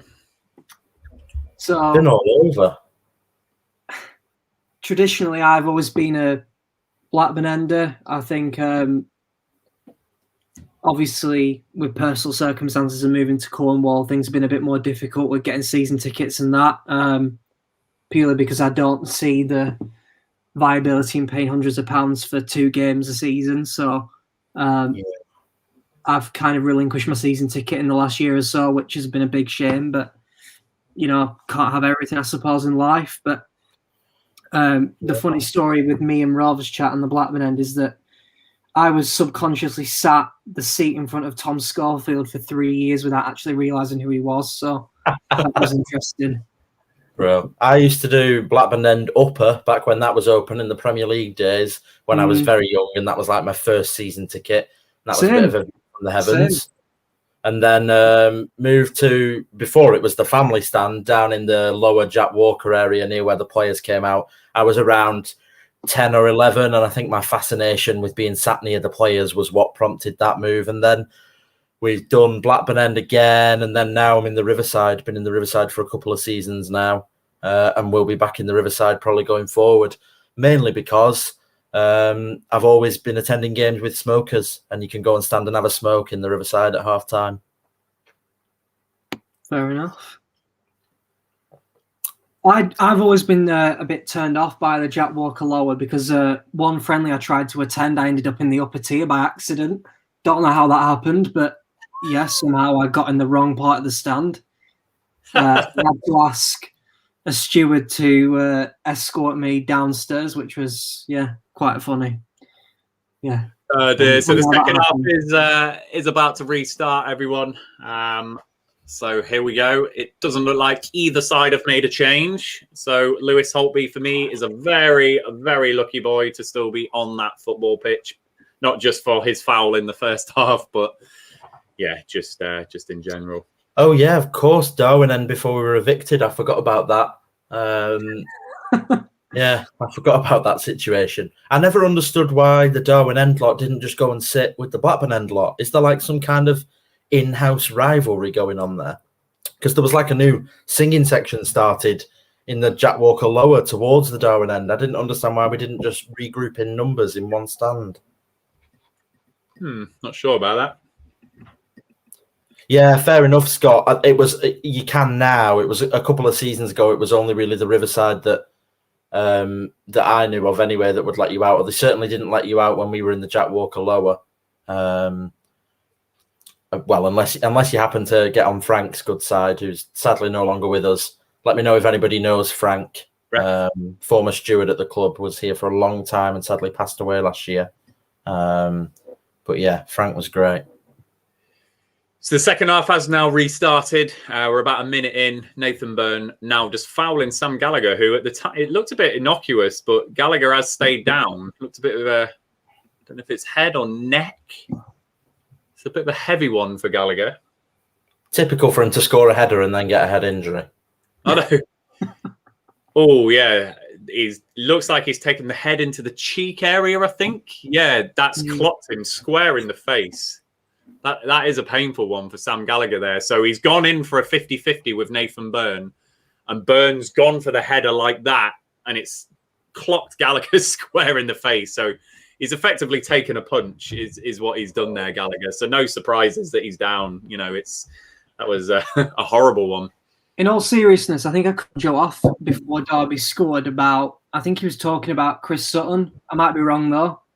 And the show about his dad and football. Yeah. I don't know if anyone saw that and what their opinions are on it. It's an interesting topic, isn't it? Well, it was one of the, I was having a conversation with a few different people on this one and saying that when you actually look at it, you can't remove heading from the game.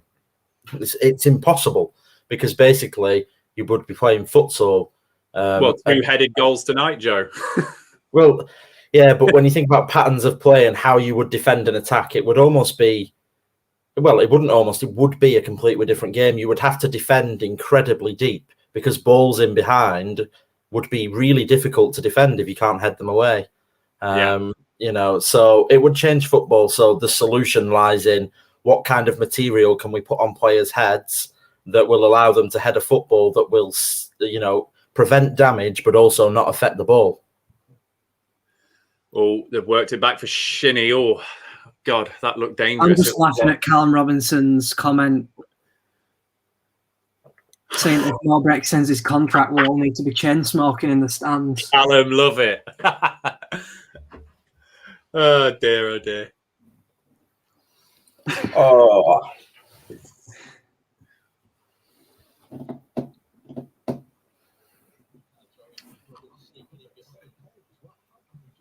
Oh, Sibley crosses. Oh, Douglas, you're on your heels there, mate, but it was a foul by Roberts on Douglas. I Thought he was a bit slow to react to that cross, Barry Douglas, but we have got the free kick now. I feel obliged to say that as a resident medical student, please don't smoke. I have to put that in there. Sorry, guys. As a resident Rovers fan, please stop watching this team. It's bad for your heart. It's not good for your mental health, is it? No. Or your blood pressure. See, this is where kids help, because I genuinely do go to work for a rest. So things like Rovers are in the context of like kids and stuff like that. Just do not compare. They haven't got a striker on the pitch, but they seem to have so many players up front, if that makes any sense. No, whereas we have got we've got 2 on the pitch. Armstrong always looks like he's on his own. Derby have started this half really brightly in that final third in particular. Win the ball back now as well. Shinnie's been all over for them today. Oh, that was a dangerous ball from Forsyth. It's going to come back. Johnson was too busy trying to not give a penalty away there with his arms that he didn't think about actually defending that guy. Oh, Barry Douglas, come on. It's got to be better, son. Jesus. Just a simple pass from Harvey Elliott, and he miscontrolled it, gave the opportunity for Burn to close him down, and now they've got a bloody throw-in on that side. But you can't ban headers. You wouldn't have football anymore. If you couldn't head a ball, I could take a goal kick and kick it towards the goal, and you physically couldn't defend it. What you're going to do, turn your back to it and hit it with your back. You would have to defend in a block of 11. Oh, no. Is he going to give you'd that? Have to defend in a block of 11 at the back, and football would become like rugby, where you'd have 2 sets and we'd all stand on our goal lines almost, because you can't head a football.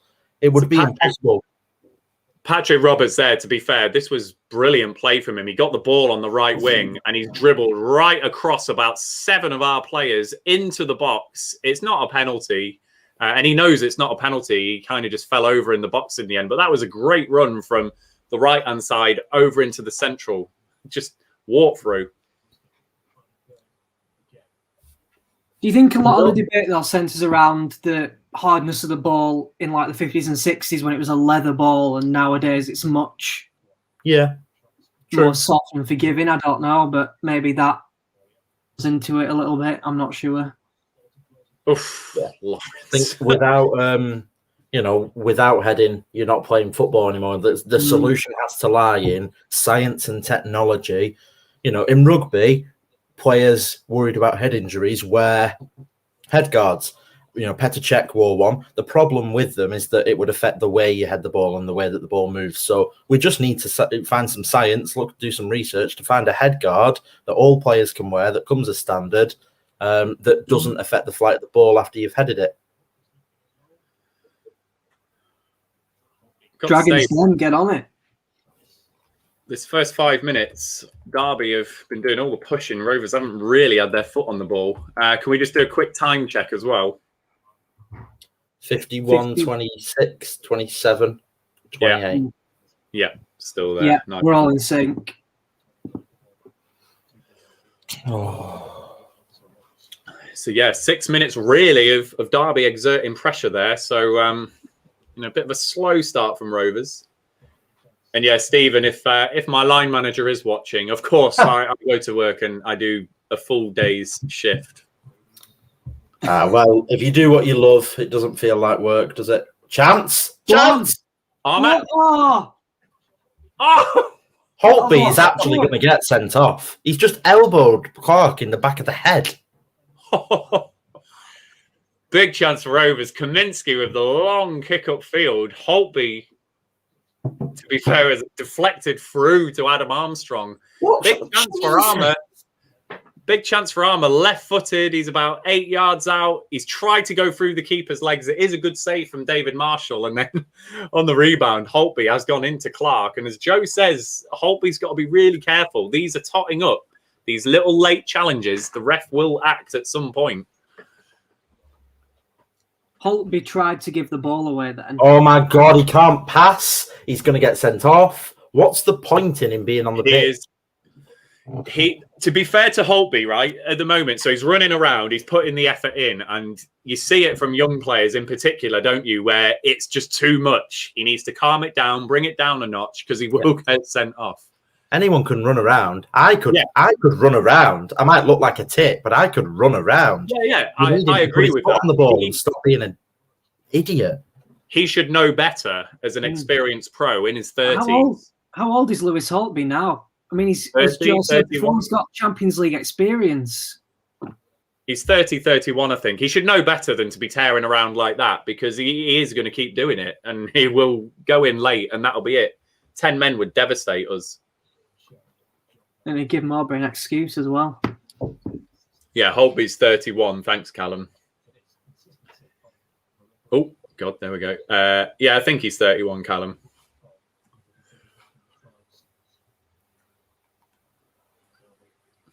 I love what the sunlight's doing, just like that part there.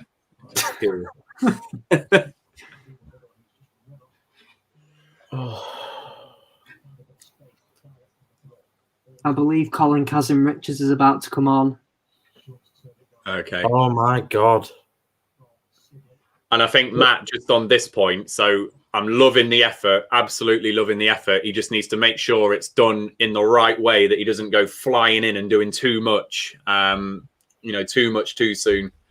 You know what it's like? It's like in the Grand National when a horse doesn't have a jockey left on his back and he can still keep up with the rest of the pack. It's like he's running around, but it's not actually got any aim. There's no point.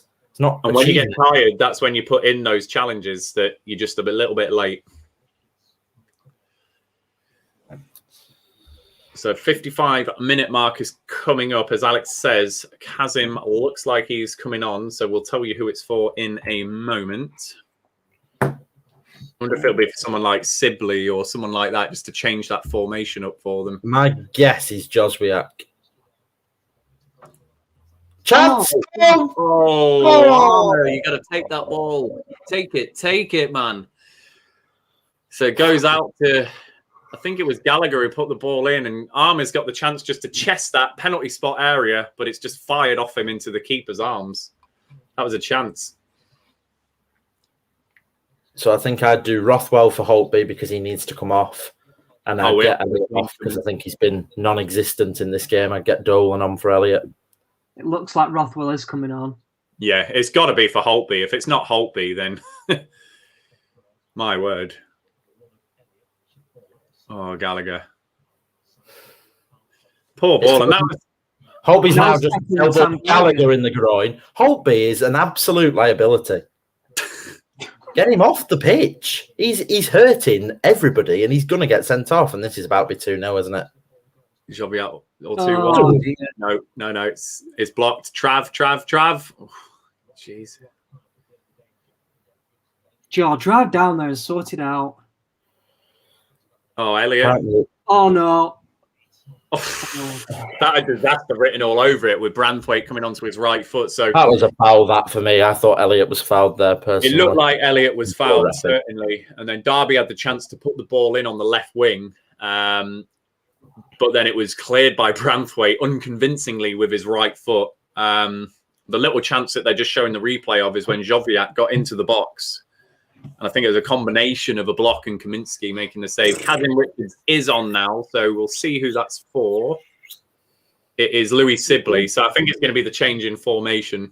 Oh, no. Who's Rothwell coming on for? Holtby, thank Christ for that. We just let me know when you're at 60. Not 60. Hang on. My stream's gone haywire. 57, 04, 05, 06. 07. Let me know when you get to 15 seconds. It just kept pausing. 11, 12, 13, 14, 15. Thank you. Just kept stopping. Nice, Sam Gallagher. Good defensive work. Rovers actually passing the ball around a bit. Better. With a bit of zip as well. That was nice. Got out of that area really well. Lots of 1-2. Travis was at the heart of that, wasn't he? Yeah.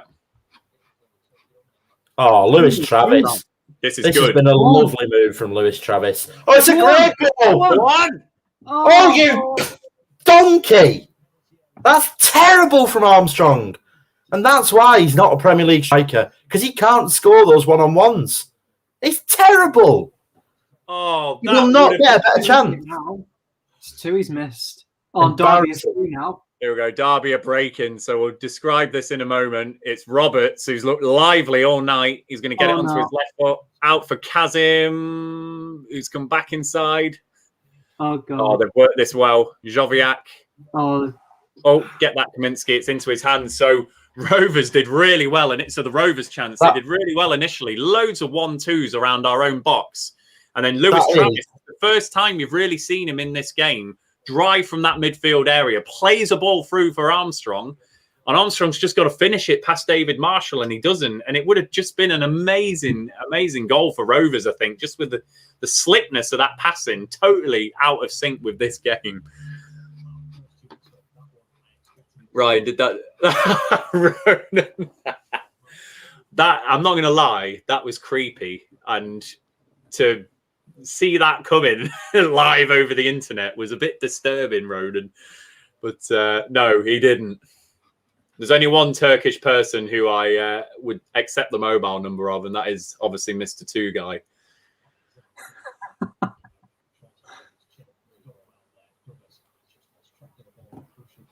But yeah, Michael, I did flash your comment up. I've missed Chad do that. Come on, put it in. oh. Me. How many bites at the cherry does he need? So it's Armstrong. It's Armstrong again, folks. And it was a lovely pass through from Joe Rothwell from the left wing area. Straight through Armstrong. Great touch past Matt Clark. Makes the chance for himself, left-footed. And really, it's just straight at Marshall, really. It's, you know... Straight at him. Yeah, an easy save. He made a meal of the save, if we're being fair. We're starting to get loads of chances now, but if we don't put them in the net, we're going to lose the game. Derby now look like a side that have won 1 in 10. But we look like a side that's won 1 in 15.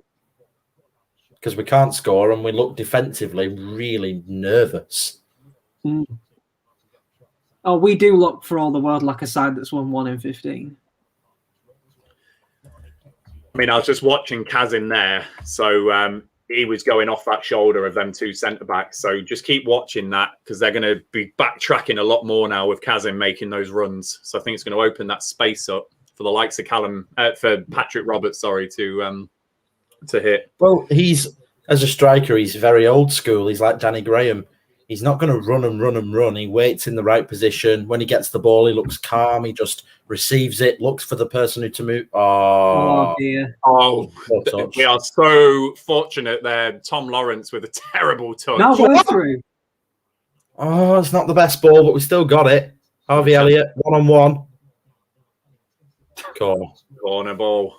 This game's just become open. That change, I think the formation changed for Derby with 𝐿𝐻𝐻 up top, and then we've got Joe Rothwell on us. It just feels like a completely different game all of a sudden. We've scored from one corner, and they're not great at defending them, so this is a big chance to get another goal.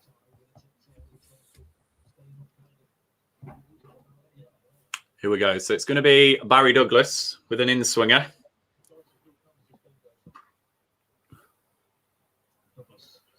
Don't take it short. Zonal marking. Please not take it short. Come on. Come on. Oh, he's missed. It was clearly they came for Elliott on the edge of the box. He miscontrolled. So now Nyambi's got the chance to sling it back in. Clark's done well to win the header. Gallagher's retrieved it. And is it handball? Handball, yeah. Oh.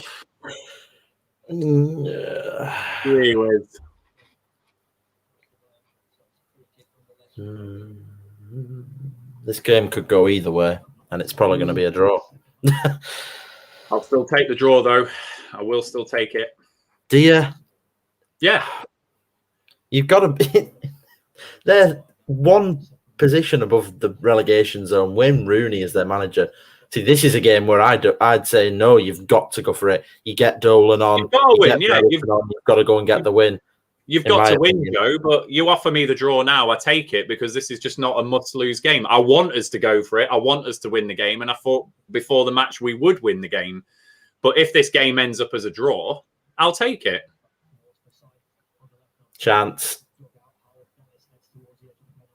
Got to get there, IMB. Oh, Nice. Go on, go with it. It has been really good today, I think. Oh, that'll do. Johnson, yeah, he's been on since the beginning, mate. You wouldn't know. Because he's been just about as absent as everybody else. Nice high viewing figures today, by the way, guys. Thanks so much for joining us. Be all depressed and, you know. Hey, we're not depressed. We're always good entertainment, Joe. Maybe you, mate. Maybe you.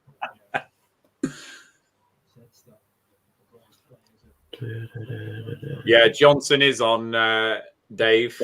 Offside. Come on, Lino. Take your time. Stupid, isn't it? Oh, Stuart Ripley. Imagine him rip-roaring down that right-hand side now. Be awesome. Sam Gallagher would have 20 goals.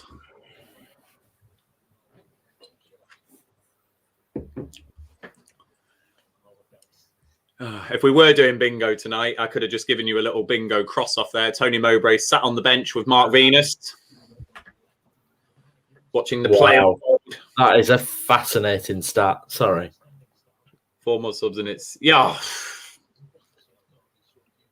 50 changes in 6 games. If you think about the... well, yeah, it's changes to the starting 11. Oh, I see. Yeah. Madness, isn't it? What, 50 changes to the starting 11? So it's changes to the starting 11 and subs within the game. Subs, right, that makes sense, yeah. 50 over the last 6 games. Which is just mad. Nice from Harwood Bellis. Shocking touch from Elliott again, who's probably had his poorest game in a Rovers shirt. Epitomised by him falling on his arse. I'd get him off for Dolan now. He's been terrible. I feel for him. He's a young lad, but... Oh, this is an interesting one, Gaz. Might research that. Love to know how many Armstrong...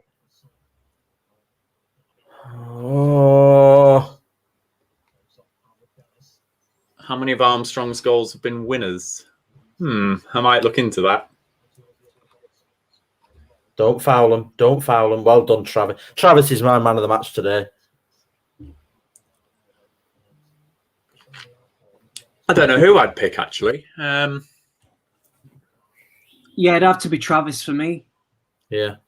I think he's commanded that midfield. He's the only one who's actually got his foot on the ball. Big chance. Gallagher, brilliant to win. Come on, Harvey. Come on. Go on. Finish.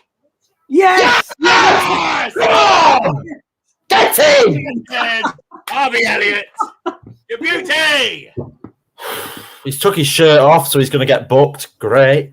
Fantastic. Sam Gallagher, brilliant to win that ball back there. You know, he gets a lot of stick, Sam Gallagher, but you give that guy the credit. Won that ball back. Really he's about similar to get himself loads of brownie points with the Liverpool fans with what was written on his shirt there. Ball's played to Wisdom, wins it back off him. Armstrong plays it out to Elliott. Elliott's still got loads to do here. Shifts it inside onto his left foot, edge of the area. It's poor from David Marshall. It's shit goalkeeping, isn't it? It's not good goalkeeping. Marshall. Really poor from David Marshall. He should save it. Get in there, son. Come on. A nice tribute for the Hillsborough disaster. He's probably going to get booked for it, unfortunately. But he'll get a lot of brownie points with the Liverpool fans. I hate that. I really hate that about football. I absolutely hate it. Yes, I take it all back. I eat my hat. Keep him on the pitch. Shut up. Oh, they're rattled now, Derby. They've passed it straight out for a throw-in. So we've had two reverse jinxes so far today, and they've both resulted in Rovers goals. Oh, yeah. There's the confirmation. Elliott has been booked for that, unfortunately. And, I'm just reading a tweet from Silent Dan. Job applications for Watch-Along hosts are available. If you want to replace Joe and Ryan as hosts on the Watch-Along, you can apply to @RoversChat_ because Joe and Ryan know nothing. Go on, Sam. One. Come on, Sam. One. Oh. Oh Too dear, many actually absolutely team. buzzing. We've come How from far off behind, the boys. playoffs What's are we? going on? Hey? No, you're not hearing me then. Oh, sorry, I was shouting. How far off the playoffs are we? Steady. Go on. We're in the We're box in it. again here. Derby look rattled, and Oh. Armstrong's missed yet another chance. Oh, God. Can Brighton just take him already? I'm so rattled, I actually do not know what I'm typing into this banner. I nearly loaded it up with Holtby as the goal scorer, for God's sake. Yeah, so, Alex, it's your turn now. Ryan got mugged off for the first goal. I got mugged off for the second. You need to predict something to not happen. No, don't do it. Alex, be quiet. Don't. Yeah, I I was was going to going say, to say, Mark will Dave. still be manager next season. Oh. Yeah, I was going to say Derby do That's look my like they've reverse not pick. responded Cash in. well to Rovers going ahead. The heads have dropped a little bit from Derby. And So there Rovers are was starting a to really, take control. there was a really big chance there, as Callum's put in the comments here. You can't miss those. So as Joe said, Derby were rattled at the time, and Elliott was down the right. He crossed it in, and again it's Adam Armstrong, and he's volleyed it over the bar from kind of 6 yards out. So Way! The Rovers Chat YouTube channel is proudly sponsored by 𝒐𝒐𝒗𝒆𝒔 They've got retro football from every era with mugs, phone cases and much more. They also have plenty of Rovers goods, including apparel with the famous 9... what actually happened then? I don't know, it booted me out when I played the video, but you said 6 yards out, and I loved that. Literally, that was just so random. I was just like, what's he doing? He's left us with the video. And then I saw that he'd left the stream. I was like, have we got a virus? Oh, brilliant. You said 6 yards out. Apparel, you know it. Apparel. Apparel, boys. Get your apparel. Oh, dear, oh, dear. 70 minutes in, 20 minutes to go. Come on, Rovers.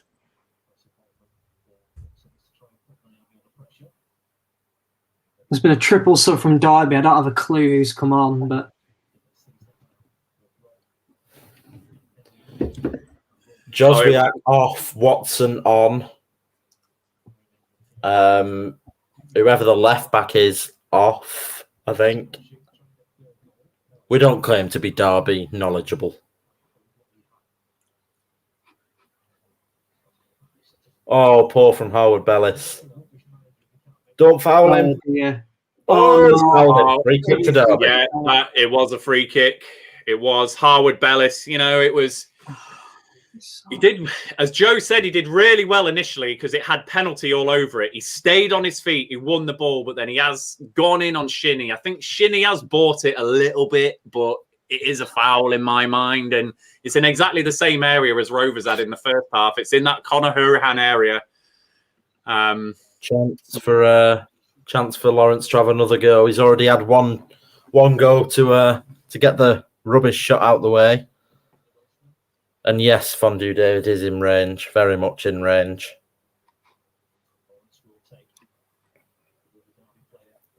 Oh, I'm nervous.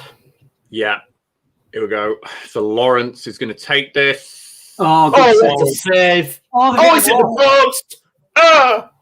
Nathan Byrne on the follow-up. My word, so Kaminski's made a really, really good save. Lawrence has hit this with loads of power. On his side, it's got a lot of swerve. Byrne has got ahead of Rothwell on the rebound. It wasn't the cleanest of contacts, and it's hit the post. Jesus. Cleared away. Derby have got a corner. So here we go. And it's Patrick Roberts looking lively. It's cleared for another corner. My word. Oh, my Lord. This is going to be a nail biter, isn't it? Well, don't worry about it, though, because Ryan wants the draw. That is not what I said, Joseph, and you know it. You two were moping around before we started. I was the positive one that said 2-1 Rovers. That was a great save from Tommy K. Really good save. Was, yeah. I mean, to be fair, it's one of them. It's like with most shots at this level. You want him to save it. You'd be frustrated if it goes in the back of the net. So in some ways, is it a great save? I thought it was, because I thought it was the swerve on the ball. It just really. But if it went in the back of the net, we'd be saying that's terrible goalkeeping. Oh yeah, definitely. It's tough to define saves as good or not. Well, above average or not, because who knows whether another keeper would have saved that. But yeah, I thought it was a good save. Yeah. Where does this leave Rooney? Well, we got Dave in the comments. Fondue Dave, what is the thoughts on Rooney? You got the ownership stuff as well with Eric Alonso. So I don't think they'll go down, because I don't think Rotherham are good enough. Having watched them, I just don't think they're good enough to catch them. Having said that, we might be on the beach when we play Rotherham, so we might on them 3 points. So I wouldn't. On the beach when we play Rotherham, we've been on the beach since we went to Loftus Road. True. Yeah, true. I don't really think there's any. I don't think there's any reply to that, is there?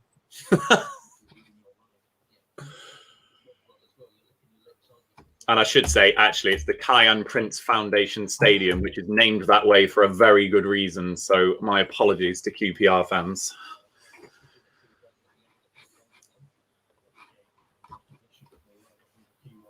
Oh, Jesus. That was risky from Clark. Leap year, man. If we win this game, we're safe, in my mind, because we'll be 7 points above Derby. So in my mind, if this is a win, we're safe, which is why I've been bigging this game up so big. Yeah, I think Rotherham's quality added together with the fact that they have to play all those games so close to each other, I just don't think they're going to catch up. I think Derby will just about, whether they deserve it or not, they'll just about do it. The point I was trying to make to the fans of the clubs at the bottom of the table fighting relegation is maybe give Rotherham one win from the remaining 2 games in hand, and then we'll probably give them a win. So make sure you factor that into your calculations for staying up.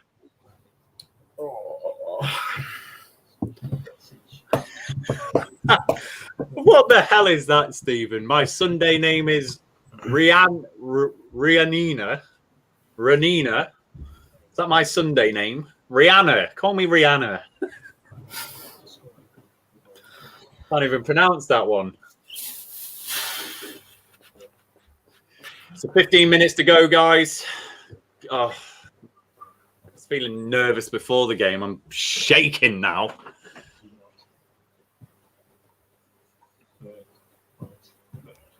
Go on, Trav. Nice, Trav.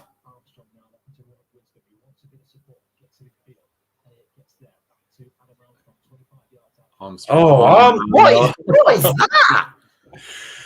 What? That was terrible. I mean, Armstrong's end product tonight, he's the chances he's missed, and then little things like that where he's just fumbled around on the edge of the box, the balls that have been played into him that have bounced off his chest. He looked like a little kid playing with a size 5 too early then. Yeah. His end product's not been good. Oh, Kazim. Oh, what a finish.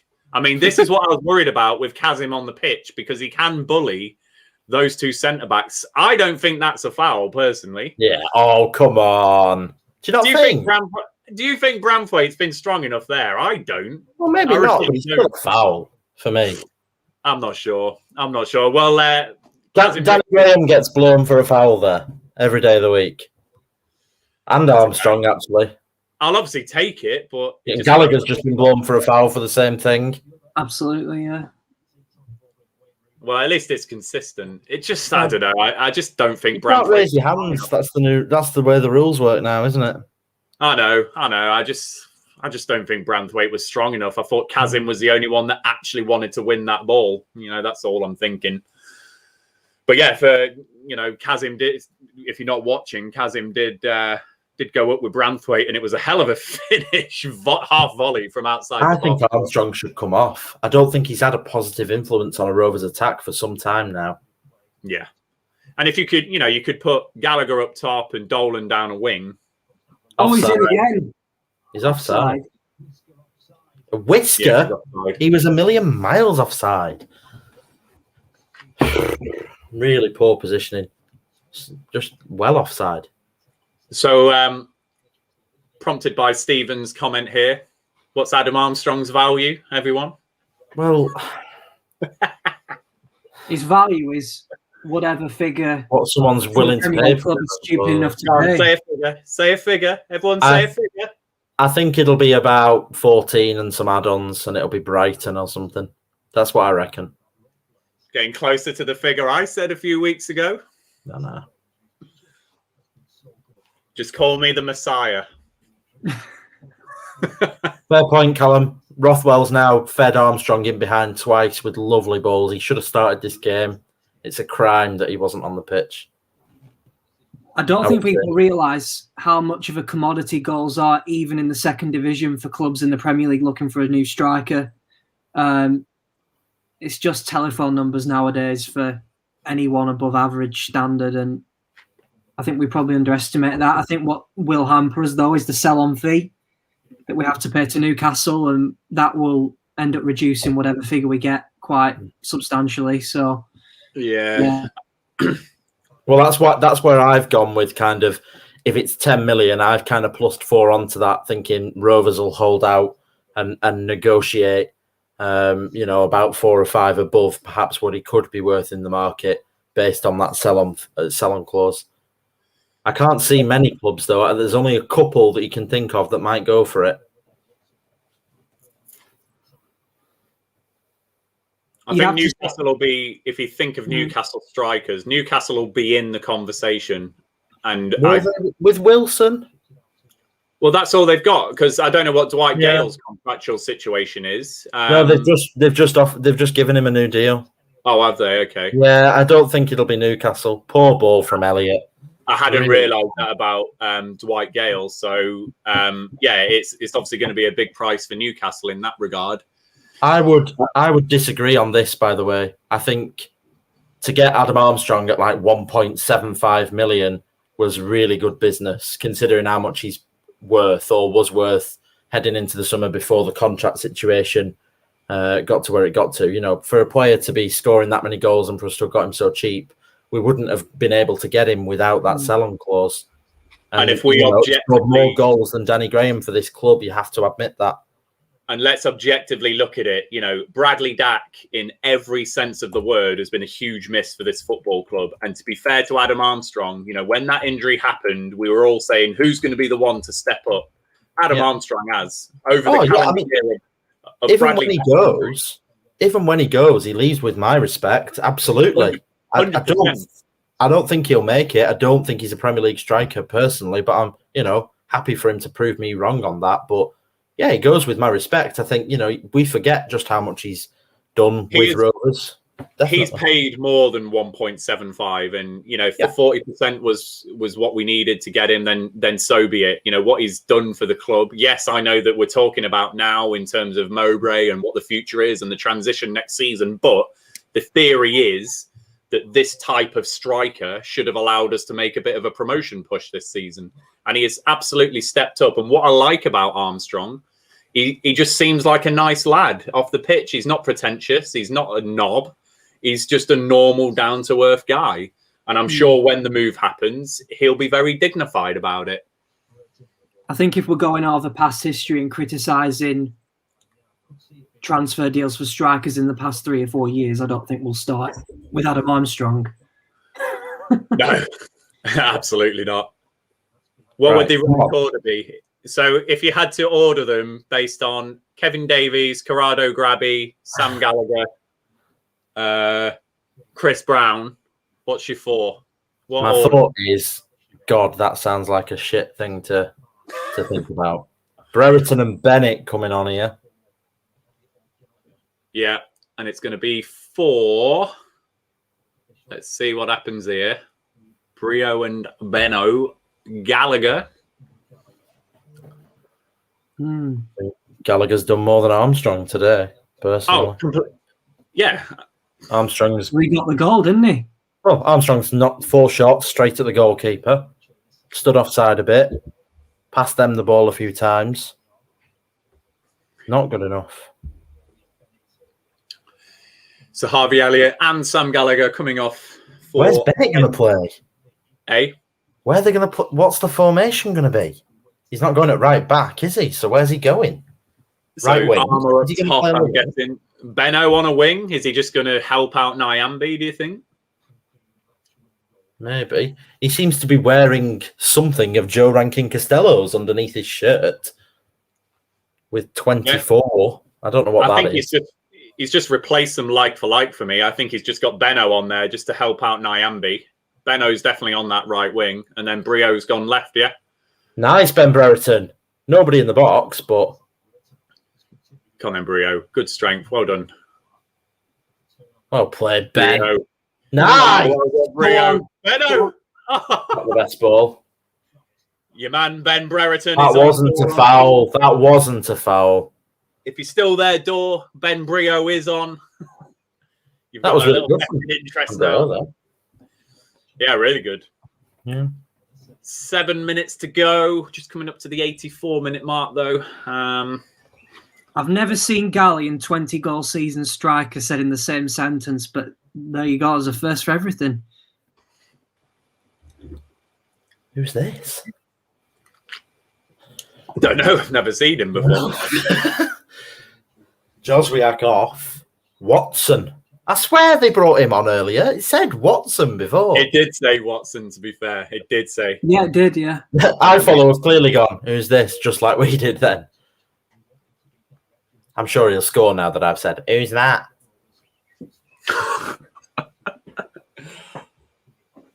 So Derby just attacking now. Well done, Ryan. We're sitting way too deep for my liking. Yeah, we are. We're invited to second Derby goal later. And that Benno change says it all to me, because Benno is going to be defensively minded on that right-hand side, isn't he? So we're going to invite a bit of that pressure. It's 𝒒𝒑𝒒, the guy who came on. I'm assuming a youngster.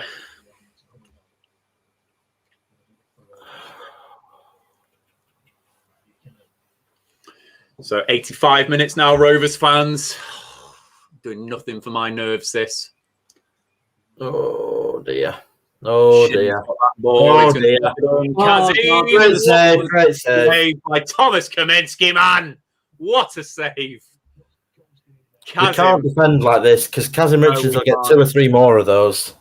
Shinny, great ball in, but Kaminski in between Douglas and Branthwaite headed it down. Kaminski, excellent save. Excellent save. We cannot sit back. We can't be inviting. We can't be inviting this pressure. We can't. What's the thought process here in terms of trying to win this game and see this out? I mean, we're defending in a 5-4-1 now. Yeah, you can see it. You can visibly see that. It's Banks.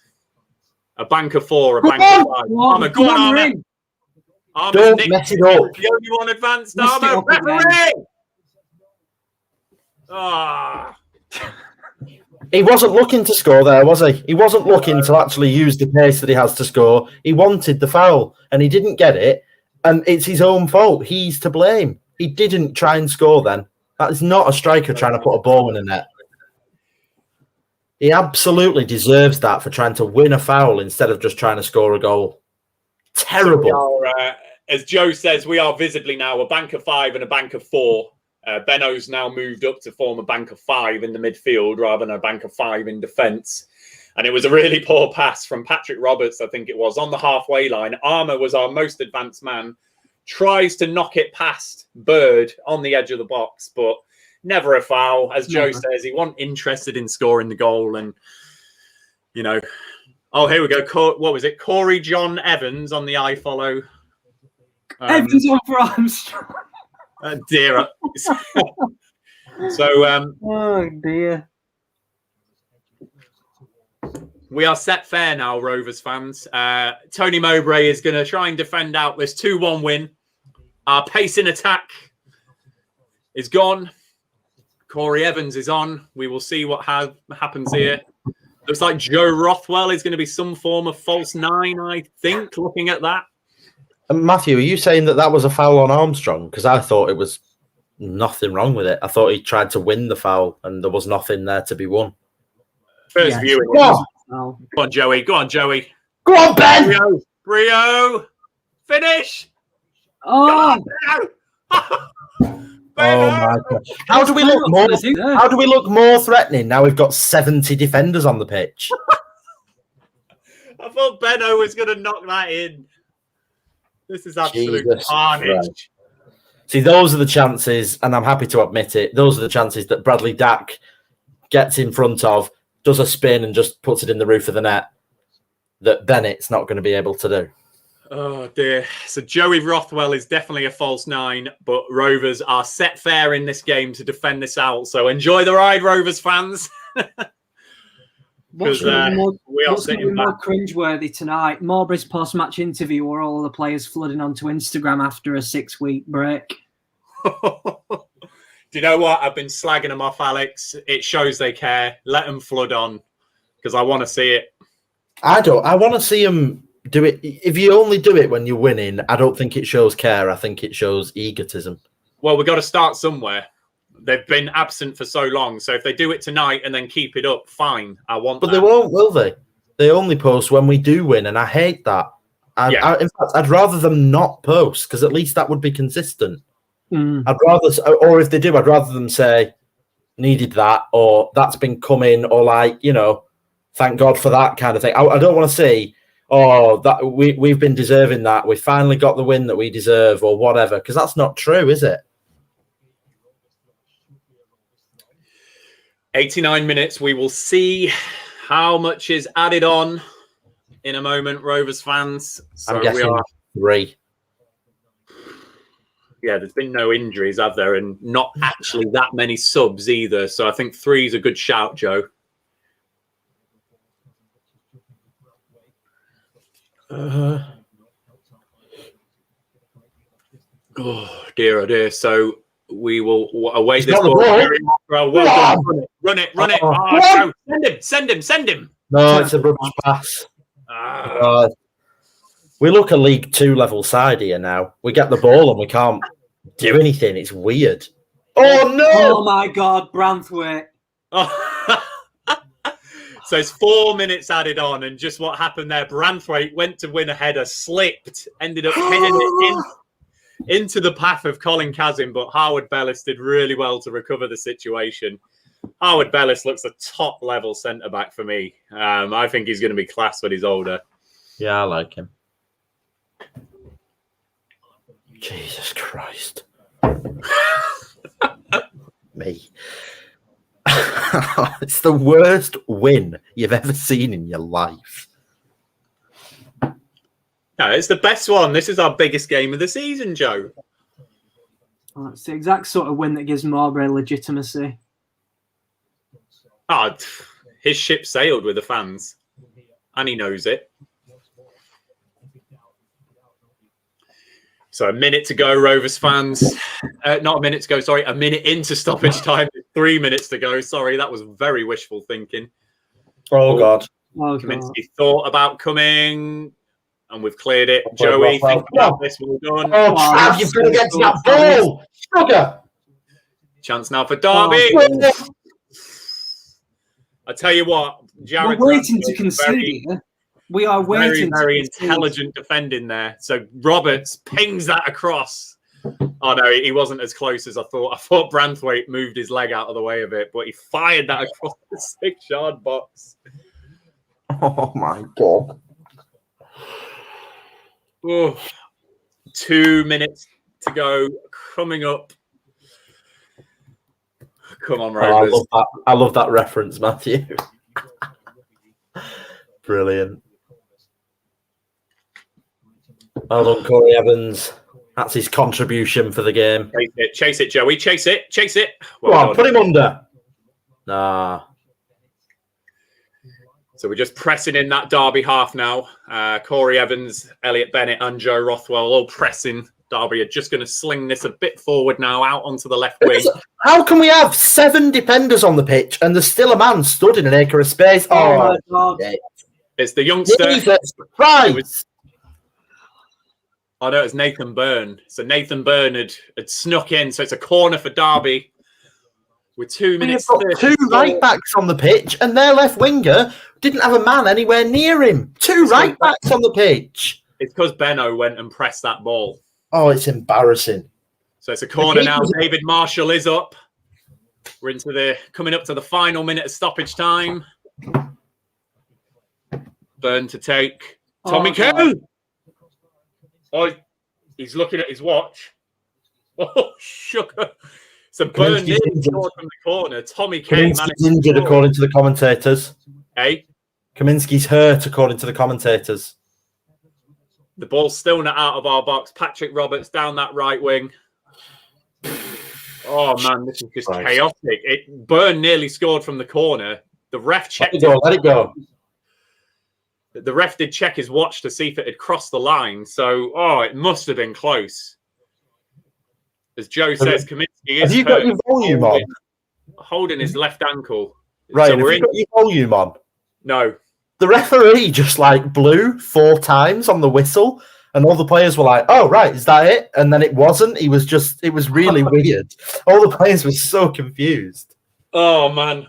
So he's having a word with Kaminsky here, and he's going to tell him to hurry up. We are coming up to the 4-minute mark of stoppage time. I think there's going to be 30 seconds more on this with the ref having that word. We're not out of the woods yet, Rovers fans. Oh, come on. Let's be sensible. Surely this should be it now. No, he's going to add on 30 seconds because of what Joe just described there. Again, with 2 right backs on the pitch, but their left wing area is just full of space. 𝒂𝒂𝒂𝒂 attacking That's a Nyame. penalty. Oh, that's shit refereeing. That's a penalty. Don't matter. Full time. So, it's full time for Rovers. It looks like we have got away. That was a pen. Absolute murder on the whistle there. Nyame in with 𝒂𝒂𝒂𝒂. That is a penalty. For Derby. That is a penalty. The championship Shades of Millwall at home. Championship refereeing yet again has come to the fore. I take that as a Rovers fan. You Derby fans in our comments, I'm sorry about that. That was a penalty. Championship refereeing absolutely in the spotlight right there. It's a nailed-on penalty. He's not given that because we were so far over the added time that he gave. Yeah. That's why he's not given it. Yeah, but I don't care, Rovers fans. We've got the win. I said we were going to do it. I said it was going to be 2-1. Come on, boys. We can forget about this horrible season now. I think we're safe. Joe, how are you feeling? Come on, you must be happy now.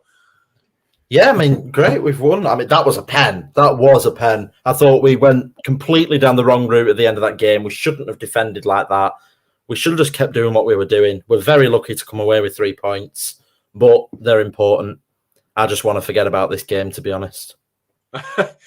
Michael Sandback, thank you, mate, for the super chat.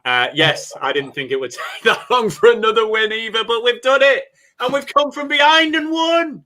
It's a perfect Friday. I told you our weekend would be happy. Stick with me, boys. Don't listen to Alex. Don't listen to Joe. I'll be Mr. Positive. I'll set your weekend on the right track. Alex, though, on a serious note, you must be happy now. I think that is safety assured now. The little rumblings of relegation that were there, I think we're safe. We've hit the 50 mark now. We're 7 points ahead of Derby. What an important win that was in the context of just how bad this run of form's been. Absolutely. I mean, it's a massive win. I think tonight you've got to just reflect on that it's a win. It almost assures our safety for this season. But I think what I would say is that it was a win that exposed all of the flaws that we've seen in the last 3 months. I think a lot of the problems that we've all talked about were still there. And don't really show any signs of changing anytime soon. But as I say, tonight it's about accepting that we've won the game, take the 3 points, and then we deal with the problems at the club, tomorrow. Because, I think we've all been worried in the last few weeks about the way the club was trending and the way the form was trending. So, even if it does give the manager some temporary legitimacy, I think it's worth it for the future of the club. So, I think it's an important win tonight. In my mind, it doesn't give Mowbray any legitimacy. I think the ship has sailed. I think the fans' views are very clear. I hope that someone at the club is looking at it and just how this season has been. Even if we go and win 5 games in a row now, for me, it doesn't give that legitimacy, Alex. But who knows? Let's see what happens. We are just going to flip to a two-man panel because Joe needs to head off. But Joe, go and enjoy your weekend. We've won. We're safe. 50 points. I will try my best, mate. Come on, Joe. Come on. Give me a smile. There we go. But Joe, you're going to enjoy your weekend, mate. Absolutely. Guys. See you later. I am just going to amend these little graphics. Oh, what should we go for? Should we go for that one? Will it do it? Me and Alex. Oh, no, it's not doing it because I've got some crazy graphic on. There we are. That's it. Will it do it with this one? No, don't think it does. There we go. That worked like that. That worked. So there was a super chat in there. Rick, I've not forgotten you. Mrs. Trowbridge, I'm sorry. The Blackburn Rovers came here to win this game, and we've done it. So sorry, Rick's got the bragging rights. Rovers needed that win. I said before the game, it was our biggest game of the season. I was fired up for it. We got the job done in the end. Hopefully Derby can stay up so you and Mr. Trowbridge can go and enjoy the games next season as well. So we will see. Just going to pick up the comments that we have had. Chris, no more loot. Alex, you are the man. It's your first watch-along victory. Tell us how you're feeling in that regard, Alex. Well, I think I've done 3 of these now. So I think I've got a better hit rate than the rest of you if you take the 15 games. So I'll take that. I've got a higher win rate. You have got a higher win rate. What are you, 2 wins in 4? No, 1 win in 3, I think. Oh, 1 win in 3. Alex Lomax, 33% win rate. It's the sort of win rate that I met Marbury, please. So I'll take it. But yeah, in all seriousness, yeah, as I just said before, I mean, it was a very scrappy game. It was a very ugly game. But at the end of the day, you know, if you do give the players a beating, you know, when we've lost, you've got to you do have to give them credit when we win. And I think that tonight I will give them credit for bouncing back, even if it wasn't, you know, super convincing in the end. But as I say, that kind of rounds up the season, to be honest, doesn't it? Yeah, and Sonny, I am buzzing with that win as well. It shouldn't have come to this. I shouldn't be looking at Rotherham United results. I shouldn't be getting excited about playing Derby and trying to stay safe from relegation. But we are where we are, Sonny. And, you know, for me, I just felt that losing this game tonight, I really, really did feel it could have snowballed into something quite devastating for the club, actually, because I do fancy Rotherham to get a couple of wins. I know Joe disagrees, but I do fancy him to get a couple of wins. And I just did not want them within touching distance of Rovers when we played them. So for me, now we've got Derby 7 points behind us, 8 when you include the goal difference. You know, I think we're going to at least have Derby and the other 2, you know, Sheffield Wednesday and Wycombe below us, regardless of what Rotherham do now. So for me, that's why we are safe. And I'm absolutely buzzing with that. And this season has just been one to forget in this second half. So, you know, I'm really, really, really happy with that. And Ken, I know you're a Derby fan, but yeah, Derby do miss those first half chances. And they were showing those chances at halftime, the replay, the 2 that really stick to mind. The Patrick Roberts chance at 1-0 that he curled just wide. If that goes 2-0 Derby, Rovers are not coming from behind. That was a big chance. And then just after Rovers had equalised, that chance that Kaminski tipped wide of the post from Louis Sibley, that was a good save from Thomas Kaminski as well. That could have put Derby 2-1 up at half-time. So, yeah, big first-half chances that were missed for Derby. So, yeah, I feel quite fortunate. And, you know, just looking at the Rovers fans and what they've said, you know, Michael Pearson, that ref, Rick, I can't believe he didn't give a pen at the end. You know, make no mistake, Rovers fans agree with the Derby fans. That was absolutely a penalty. And the Championship refereeing is just a sight to behold at times. But I'll obviously take it as a Rovers fan. You know, you need that little slice of luck. And we've got it tonight. And that win's great. And, yeah, we didn't have Luke today, did we? No Penrith. Penrith! I can't do it as well as Luke. So I'm going to have to get a sound recording of him. So, yeah, we've not had that tonight. So we will be doing the post-match live stream. What time are we on? 8 o'clock. Probably about 8:30 by the time we get live. Maybe 8:20. So come and join us. will chew the fat on this game. We're not going to be talking about a loss. We're not going to be talking about a draw. We're going to be talking about a win. And not just a win.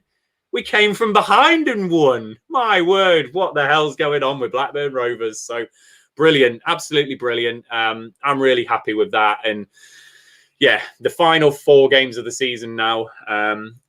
Is it 4 games or 5 games? 4 games, isn't it? Final 4 games of the season. Let's get Dan Pike in the side. Let's get John Buckley in the side. Let's get some of these youngsters blooded.